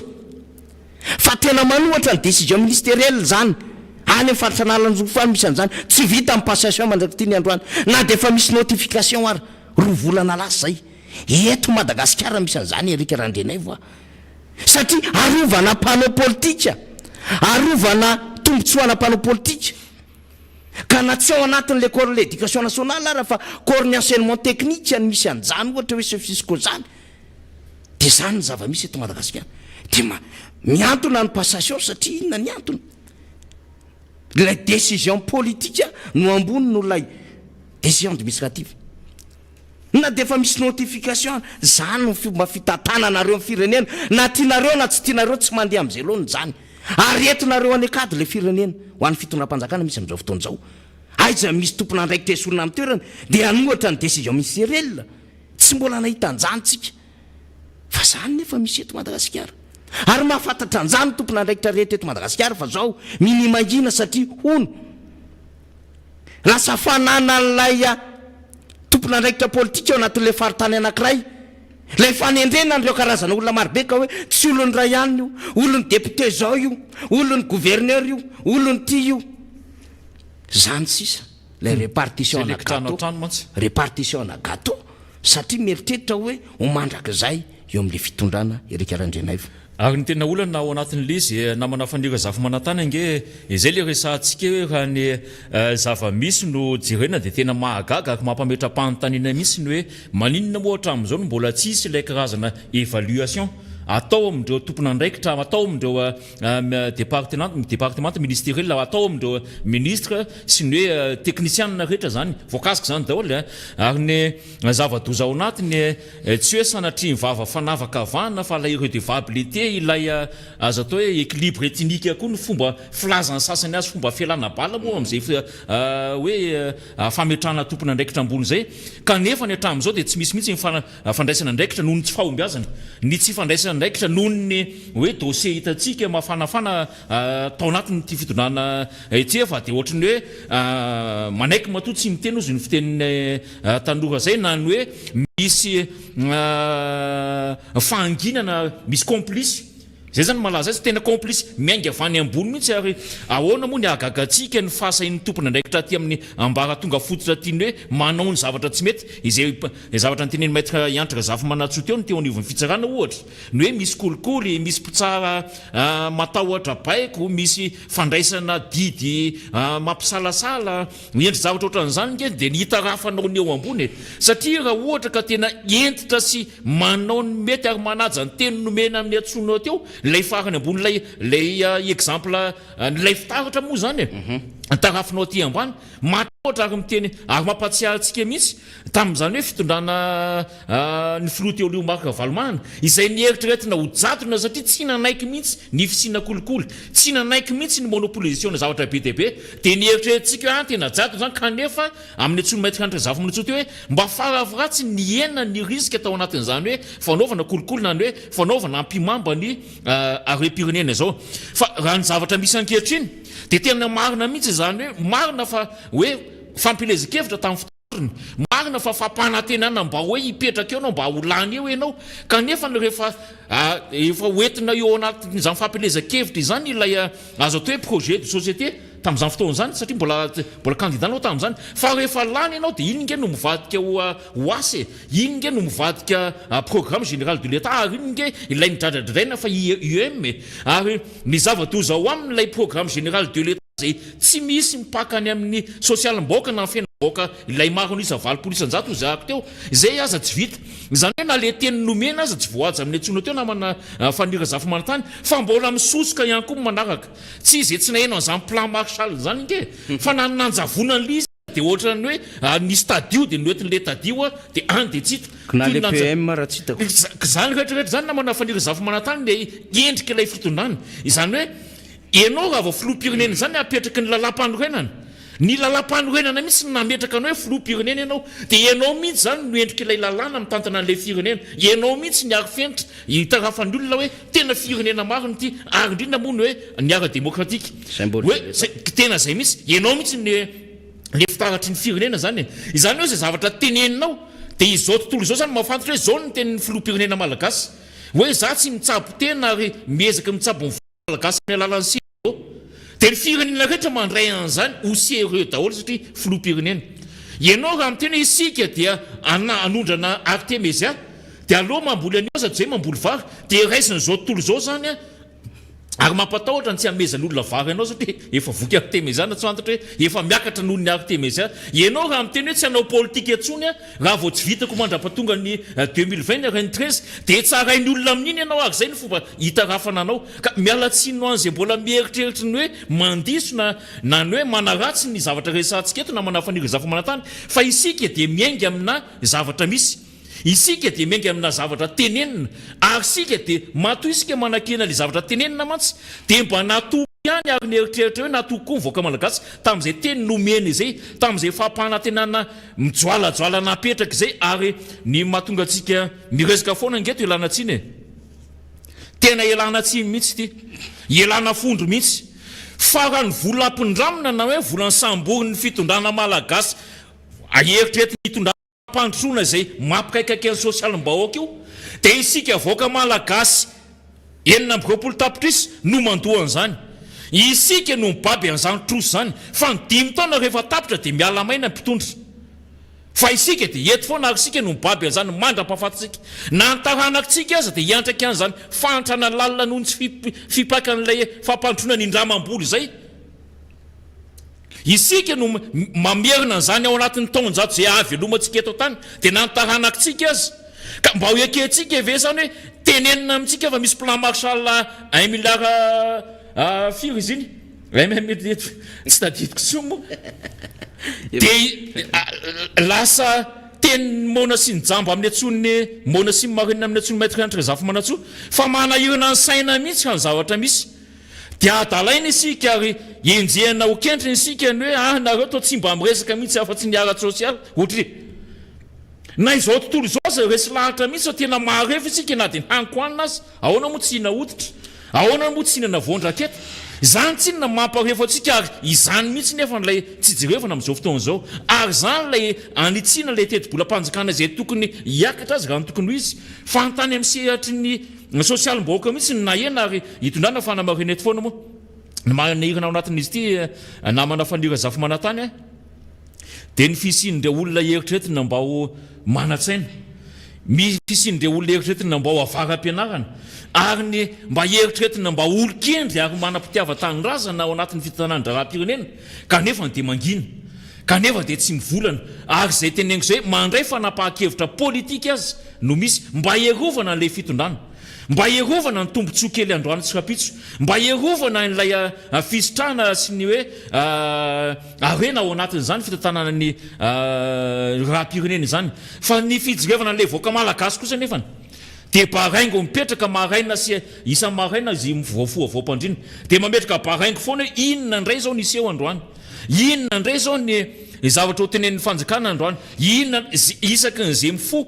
de efa manatena foana ianao hoe inona ndray ny skandale hoentsika androany ary inona ndray ny fampanantenana hoena androany ary inona ndray ny fampahantrana iseho androany izany zany zavatra misy ankehitriny ary eto moa zany isorana foana ny ekipa rehetra izay tsy mitsahatra mihitsy ary hoe tena mitondra ny lizy ho anjara briky mavesatra mihitsy ao anatin'izany hoe fanentanana sy ny fampahafantarana ary indrindra fa ny fidonana pirofo mba aizantsika hoe raha izay marina zany ny ataon'ny mpitantana firenena de fanga moa zany misy amboniny lalàna eto ny olona fantatra fa mandika lalàna zao inona ny fanapahan-kevitra raisina amin'izy ireny sa hoe reny tsy voakasiky ny lalàna amin'ny fien'ny repoblika Madagasikara fa ny vahoaka malagasy ihany ianareo zay tsy ao anatin'ny fitondrana ihany ana mihitsy ny ampanginana azy ezana mihitsy ny tsy ahafahany hoe mafy ao anatin'izay fanoeran'izay toy ny hoe tsy fametrahana n'izay tokony olehibe ampanohatra zay amin'ny toerana satria de eritreretiny ho fiezina giazina ao anatin'io anteny meram-pirenena io de tsy mivoaka ivelany io fa an'io hevitra izay nge le tika ataona manafaniry zafy manatany ary angabarian'le olona hoe solom-bavim-bahoaka tany amin'ny district nalany azy mety hoe 25 commune izany ve de asolon'ny vahoaka ny Madagasikara ray manontolo tahaka izany fanoerana zany tsy possible zany tsy logique zany raha ny fanoerana angeny lehibe mpanohatra efa neken'ny mpanohatra nofidina tao anatin'izany de andrematoa marka ravalomanana ary raha nyvoalazany lampanorenana zay resantsika isan'andro anandro eto izy nazo vaty be indrindra taoriana ny filoham-pirenena napetraky ny lampanorenana iandrinirina rajoelona de nankabary n'Andriamatoa filoha am'izao fotoana zao tamin'izany fotoana zany fotsiny aza ave de tsy amianatra anareo mpitondra lay tsy manaraka azy ny hoe raha zany lany hoe de Andriamatoa marka valomanana ataoko lehibe mpanohatra na izay fotsiny ihany azy de tokony amianatra an'izao fitondrana zao hoe tsy manaja ny teny nomena ary firy moa zay zavatra ny teneniny ka resantsika teto hoe voaja ave hatramin'izao to mbola tsy hitatsika nge de mety eritreretina koa ve zany aka satria nareo manohatra mahatonga anay tsy mahavita an'lisy fa nga ty aminay fahefana nga zay nindram-bola tamin'ny mpamatsy vola nga zay no nidetaka hoe ano amatsy vola ny komboka fa indram-bola tsony nga zay no nteny hoe hiala amindreo mpamatsy vola traditionnel reo fa tsy androso mihitsy na 2030 na 2050 na 2060 izany hoe mampafantatra fa manana ianao ary mahay manana compétence anao hitrandraka ny arenao aminy fa na ny arena atao amintsika zay tokony histrahantsika ilana am'izay mpamatsy vola zay azy de mba manaona misy azy am'izao fotoana zao aiza no ahitantsika ny arenantsika eto any Afrique du Sud miala de biso any aiza ny ahitantsika ny bois de rotsika am'izao fotoana zao any Singapour na any Afrika Hong Kong zay vao hitantsika samy gaka eo efe misy an'izany ary efe manambidy ohatry zany ary manana arena ngeza be ohatrany Madagasikara ka raha ilay vinana napetraka na lay tanjona napetraka iala mpamatsy vola traditionnel nefa ny mifanohatra am'izany ny zavatra misy am'izao fotoana zao miampy an'le arembe lasa ny ivelany any izay mbola tsy hitantsika ny efarany hatramin'izao ary mbola tsy maintsy miandry n'izay efarany zany moa tsika ary tsy maintsy tsika eto foana zany de manahirana ary mampalelo tsy te hipetraka eto amin'ny tany Madagasikara koa ny tena ary marina mihitsy le tenin'ny maître Olalany hoe tena tsy te hiteny akory hoe malagasy zaho ozy teo Comoriana satria le Comoriana ntsiniavana tsinona le ny eritreretina tsy mahay afa-tsy manao bombo voanjo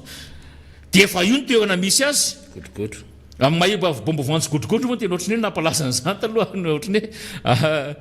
hoe tsy sanatry ny vava manaratsy ny Comoriana fa zay zany ny toerana nisy azy tahorinantsika foana izy tamin'izay mpitondra teo fa am'izao fotoana zao izy ny eo alohantsika ary tokony zesta eo anatrehantsika mihitsy ndray izy fa syamo ny olona fa ambony fisainana syany olona fa tsy mba manana fisainana mitovy amintsika ny hoe isika samytsika azy ny fanambany milaza ny 6% imbécile nefa de olona mijoro many hevitra mitsikeran zavatra tsy mety raha ohatra ka findorana mahay ozy ahako ny hoe misy mitsikera ohatran'io de raisiny leso na raisiny andraikitra sy adidy ny tsikera oety mpanohatra mba ahafahany manitsy ny diany sy farafaratsy ny hay ahafahany mahamaritra na mandrefy ny zavatra ataony na ny tsy ataony fa zavatra misy moa na manafanira zafy manatany zay losaka hoe ankasitrahana fasina amin'ny fijoana ary kaisina ho adito mavesatra sy masina mihitsy izy ity na dia izany azany hoe zavatra babetsika rehefa mavesatra le izy mavesatra ny mibaby an'izany hoe mitondra ny etetam-bahoaka zany mitondra ny afatry ny vahoaka zany ary miresaka ny hoe tokony asoany voaka malagasy zany na manafanira za famanatany ny sosialy a dia mifamatotra amin'ny toekarena sy ny politika zany hoe tena tsy afaka misaraka amin'izany raha izany fa tsy mifamono ao anatin'izany raha izany ka raha misy zany fanapahan-kevitra raisy ny fitondram-panjakana mety ho aran-kevitra politika zany dia manana andraikitra hitarafana zany amin'ny lafiny ara-toekarena sy ara-tsosialy zany ohatra zany raisitsika raha amin'ny hoe raha miteny ny fitondram-panjakana fa anao taridrano lehibe avany efao ka ny ambovombe androy ohatra dia mety ho fanapahan-kevitra ara-toekarena sy ara-tsosialy zany kanefa zany dia mahakasika ihany amin'ny hoe manana amin'izay objectif politika zay ny fitondram-panjakana nefa raha miresaka an'le fao ianao dia efa nisy fitondrana teo aloha no nametraka an'izany tao anaty tetikasa fa tsy zava-baovao akory fa rehefa fitondram-panjakana no miteny azy zay décortiquenikely na mana Eric Randrenaivo hoe ohatran'izao sy ohatran'izao sy ohatran'izao nanaovantsika azy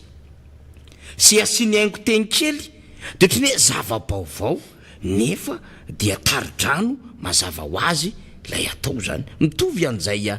montagena projet nataona mpitondra teo aloha raha ohatra zany tsika miresaka amin'le rocade ny arivo ohatra satria zay koa mba afaka nresaka an'izay na mana Eric Randrenaivo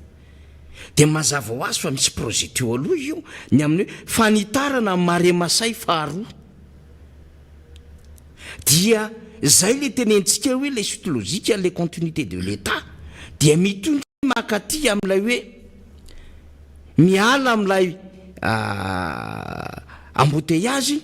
dia nitoy zany le fanjakana tateorina le izy dia nlancena le projet tamin'ny 2018 dia nisy pose-pierre natao teo fa rehefa tonga ny sasany tateorina raha tokony izy ny livraison an'iny lalana iny janvier 2021 fa taty amin'ny juin 2021 tsika vao nomeny ny lalana iny zany natolotry ny lalana iny nitokanana ny marimarina kokoa dia tia ny sasany ho fafany zay fa ny tia ny sasany ho volenao anatin'le lohan'le vahoaka malagasy dia hoe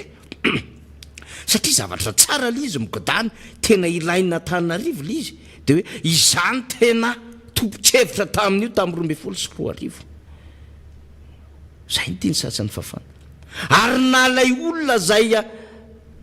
nametraka an'le vaty fehizoro ara satria zay hoe le continuité de l'état dia fafany sasany andray ohatra ndray tsika ohatra hoe ny RN5 1A ny RN5 A zany ambilibe voimara dia nisy pose-pierre koa nge natao tamin'izany fa ninina ny fafana le izy satria lay tompona ndraiky mpanjakana amin'izao fotoana izao dia mieritritra hoe tsy tokony misy mihitsy dia tanany teo aloha fa dia tanany misy amin'izao fotoana izao dia io hitantsika io zany projet ny RN3 zany anie tsy projet hoe vovetivety zao zany fifanandikika an'izany fitondram-panjakana rehetra ny fandimby teo aloha zay le continuité de l'état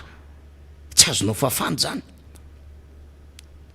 raha iresaka ianao ohatra hoe nikitika nikanja amin'ny Mahamasina ianao kianja amin'ny Mahamasina nanomboka taty amin'ny nisin'izay fanjakana republikana zay dia efa samy nandray andraikitra ny karakara ny kianja ny Mahamasina ny tompona andraiky mpanjakana rehetra teo aloha continuité de l'état zany fa tsy hoe namatana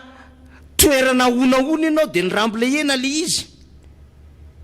dia nisafidy anao hoe entina anaovana kianja dia ho foronao ny anaran'iny hoe kianja ny Bariaty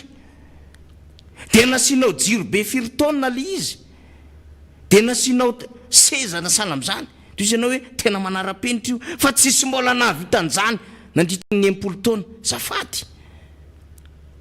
efa kianja efa nolovaina sy nataon'ny fanjakana amin'ny fandimbo ny vatanao fa nanatsara mba hoendrika manaraka n'lay moderna sy endriky n'lay fandrosoneran-tany no ataonao amin'izao fotoana izao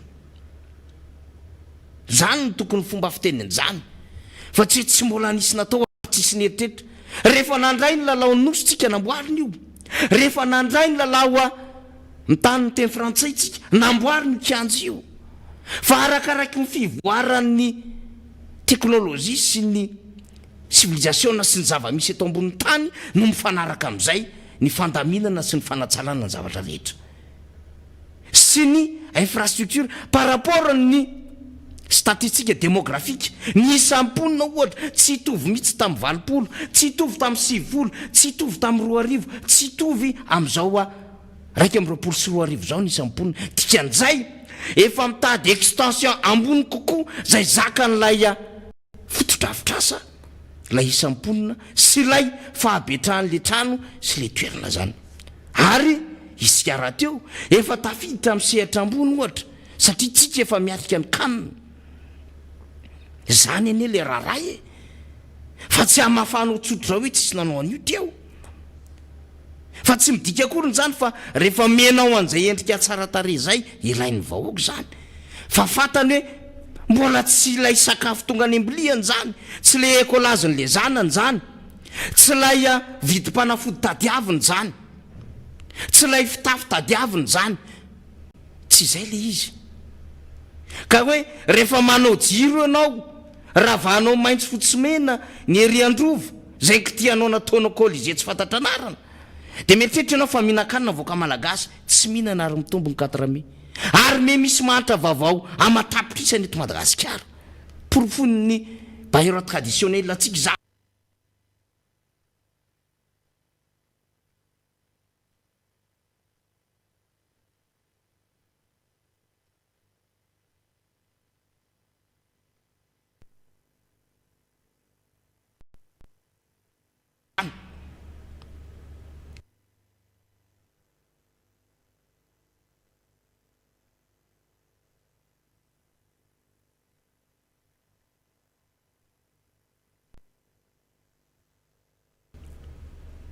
zany hoe tsy hoe manana kianja bariatsy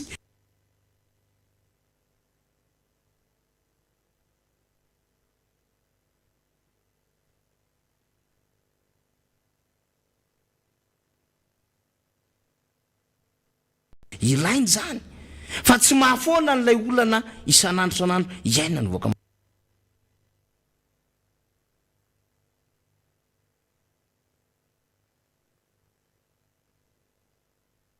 malagasy akoriny zany de hiteny ianao fa tena manosy Madagasikara manao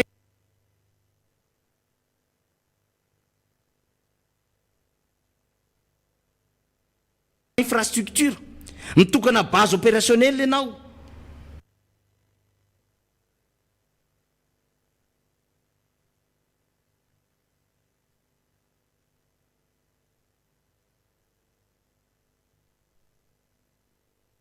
na militaire ohatra na mitokana ianao sekoly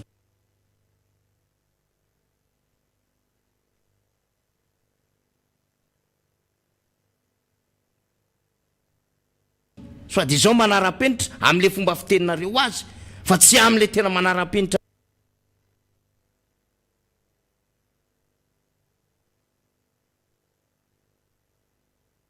lay marobe ny critère ao anatin'izany sy mety mitokana kely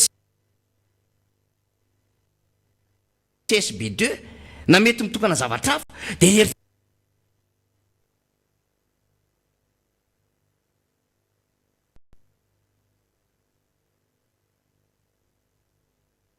eritna fa tena hoe manao tena hoe fara rehefa tsy ampy ozy isika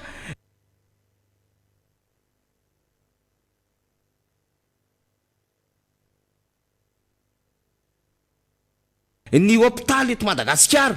de tsy maintsy mamorona hôpitaly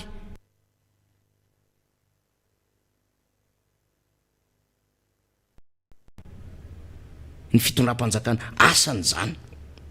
rehefa tsy ampy ny sekoly satria mitombony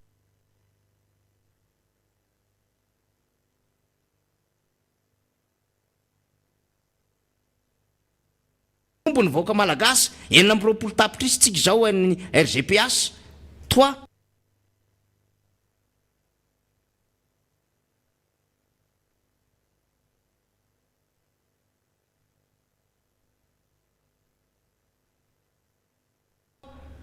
de mamorona sekoly asa ny fitondram-panjakana zany ary misy budget destiné am'zany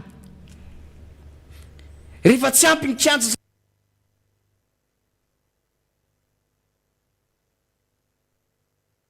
satria manana tanora marobe tsika dia manao plateau sportif tsika na complexe sportif na manao zavatra hafa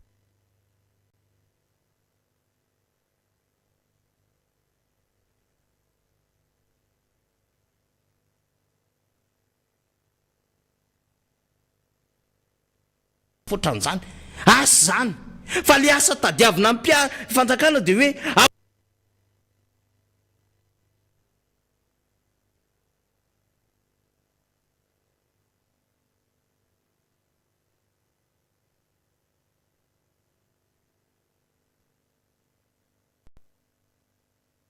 ahoana no analefahana ny jirama io ho tsisy délestage ary mahazo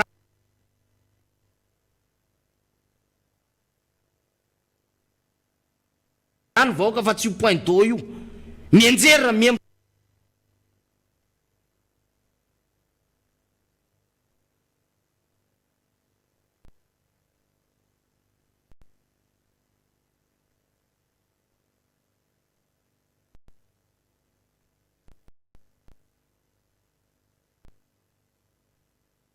mihitsiny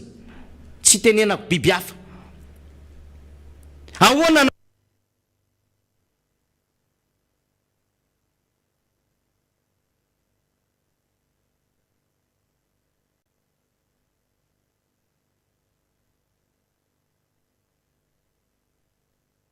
nanavotana ny URMAD io izay nahazo aéroport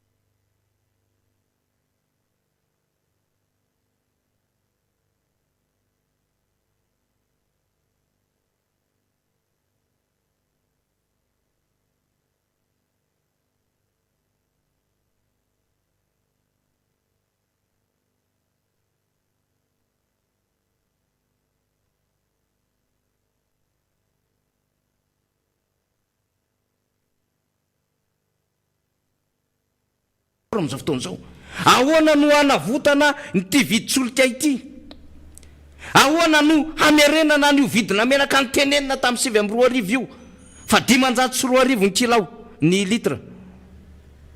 ahoana no hamerenana ny vidim-bary zany no andraikitry ny fitondram-panjakana fa tsy faninana amile hoe ny fanjakana dia entrepreneur ka ndia hanamboatra trano ndia hanamboatra ndry misy vaoka misy olona ray mpandraraha ray mahavitan'izany e aza faninana mpandraraha ray na roa ny fitondram-panjakana e ka mahavita trano efatra na 5 dia ilaza ny fitondram-panjakana fa izy ny tena vedety ary tsy vitan'ny olona tao anatin'ny 80 taona azafady e raha tanysaina eto zany lava ny fotoana tsy ampy Erika Randrenaivo hoe inona ny fotodrafitrasa nataony rehetra teto fa zany no anitsitsika isan'andro ny amin'ny hoe io vahoaka io matoa mahantra io malagasy io matoa sahirana matoa ny statistika eratany no teny fa faharoa alohan'ny farany sika sy le hoe ny 5 isan-jato mivoaka malagasy dia mahantra avokoa sy ny hoe miakatra ny taux d'alphabétisation sy ny sisa dia mahatonga avasaina satria zany ny tena andraikitry ny fanjakana ka raha misy olona any miteny manao hoe tsy andraikitry ny fitondram-panjakana no mikarakara amin'izany amina émission hafa any dia ho tsika hoe mametrafy elana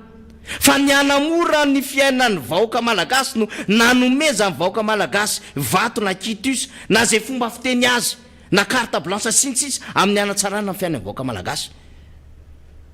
zay no ny fidianana ny fitondram-panjakana isilan'izany rafitra zany handrindrana nomena fitaovana izy amin'ny alalan'ny fahefam-panjakana nomena voly izy esana ary no amoraina ny fiainany mba tsy ahatonga azy ho sahirana dia mena avantage marobe izy ahafahany miasa mena ny andamin'ity samihafa izy isitrahana mba ahafahany mikaroka vahaolana ka raha misy milaza hoe tsy ny vahoaka no tsy ny fanjakana no andrasana hampandroso ny tokantrano tsirairay tompoko tsy hainareo le fitondram-panjakana aza potehana le zava-bahoaka aza totrongy amin'ny tany le vahoaka malagasy le Madagasikara fa tsy ny omany hitondra fanjakana nareo fa ny varodresaka azona fahefana tamin'ny taona 20 sy 7 Erika Randrenaivo raha izay lafiny zavatra zay no jerevana tokoa namana faniraka zafy manatany mahavelom-bolony ny fisiny ny fandarana miaraka manonja moa ny amin'ny hoe efa fahaizantsika sa dia zao teba jereva entana manahoana no amidiny akamaroany voaka malagasy ary andrefesana ny fahantrany firenena anankiray ny fisiny mpivarotra maro noho ny mpividy ao aminy ka asa iza mbola miny mikipy aza izy ny mbola miny tsy mandre za zavatra resantsika zany namana faniry zafy manatany fa dia eto moa isika mametraka foana ny hoe isika dia ametraka tantara amin'ity firenena ity fa tsy hotsarain'ny tantara nefany ka ianareo zay tsy mampaninona anareo ny hoe hotsarain'ny tantara asa mety efa malalaka nga ho anareo ny hoe any France mety efa malalaka nga ho anareo ny hoe hipetraka any États-Unis asa mety efa misy navita trano any Dubai izay dia tsy mifaka fa raha mbola mieritreritra ho gasy mipetraka amin'ity tany ity sy mieritreritra ny levina an'ity fa tsy mametraka kosa n'ilay Madagasikara hoe ho fasan-drazana ho fasana fotsiny sy mitiera fotsiny dia mba tokony hijery any ary tokony hitodika any ny hoe mahasoa an'ilay firenena ary tokony ho saro-piaro sy sarotiny amin'ny fiarovana zany Madagasikara zany fa tsy sanatry ny vavy isika samyntsika eto indray no mifamono no mifamezana tombon-danany ny mpisetra vahiny na ny teratany vahiny indrindra moa fa ny vahiresaka eto tsy hoe vahiny hita amin'ny endrika ivelany fotsiny hoe iny misy karana na iny misy no fa na ireo manana double nationalité ireo azy vahiny ireo aminay vahiny ireo amintsika satria manana fahefana izy makany am'izay nazahoany double nationalité rehefa misy fetezana eto ary zavatra efa miseho zany am'izao fotoana zao olona manana dossier mafana zao fa any andafy izy vohitatsika any voahenintsika zay le manahirana hoe iza zany sisa ny faharan'ny tsy mety eto iza ny angonany rihatra eto sisa amin'ny farany dia ny tsy fanekentsika ny Madagasikara mba ho carrosserie vide izay no mahatonga antsika ho saro-piaratra amin'izao ary zay no mahatonga antsika miteny amaranana ny fandarana androany moa zay ko dia ankasitrana antsika menakafo naritra ny tsaratra amin'ny farany ialana tsiny foana ny hoe mety fikarakarany ny tojo-drana ny hoe fomba fifampiresana satria izay moa ny tena izay tsy afaka ny manafina an'izay hoe mahatena ny tena izay satria izy ity dia tena hoentina mpitiavana ary tena hoentina amin'ny hoe zany hoe amin'ny fo mihitsy fa tsy misy kajikajy politika ahafahantsika mbola matateraka ny fandarana hatramin'izao ko dia ankasitrana ianareo mpianao ianareo moa no andrianina dia sady manatitra ny zay hoe veloma finaritra ho anao zay koa namana fanira zafy manatany iny ary dia makasitraka reo ny ao ambadiky ny sary sy ny feo dia ny teknisiana atsika tena manao ny ezaka marobe ahafahana mandrindra ny fifandraisana amintsika rehetra ety ampamaranana dia manaroatra mikopakopatanina satria dia sady manaroatra kely any mijery ny solatra ataotsika ho atsika namana any Djibouti any Frantsa ho atsika ihany koa zay manaraka any amin'ny faritany zany zay miaraba ihany koa amin'ny fiverenana dia misaotra indrindra tompokoa ary dia raisina mpitiavana zany firaritsoa ara-pahasalamana satria tena fahasalamana ny zava-dehibe dia ny fikajiny tena ny fahasalamany tena ihany koa dia ahafahana mikajy ny namana zany satria raha miara miretaka eto daholo zay firy-minada dia ho sahirana ihany nareo satria lay fizaramba-vao zany le zava-dehibe sy le fanadihadiana sy zavatra maro samihafa tokony ho fantatsika dia lasa bloqué zany ao anatin'izany rehetrarehetra izany ka rehefa misy mahatsapa tena tsy salamalama dia ny miaro vatana avy hatrany atao mba hiarovana ny hafa zany zava-dehibe zany rehetrarehetra izany ka dia amin'ny alatsinainy indray ny fotoanantsika manaraka manitsaka ny volana jolay tsika menakavy mino sy mahatoky isika fa dia handi farany herinandro mahafinaritra indray zany ary dia ho tafaradalana angatahana amin'ilay avo indrindra amin'ny herinandro ambony iny mbola eto somatsara daholo ny ekipa ny miara-manonja kopakopatanana ho atsika rehetra zany amin'izay farany herinandro mahafinaritra izay dia misaotra ihany koa namatsika Erika Randrenaivo sy ireo namana teo aloha izy Menadasy Olombavomboaka zay niazakazaka any amin'ny Ivato amin'izao fotoana izao manarika an'izay fasafasy ny député sy ny gouvernement zay adidiny sy Olombavomboaka zany rehetrarehetra izany tompo lasy tompo vavy dia amin'ny manaraka indray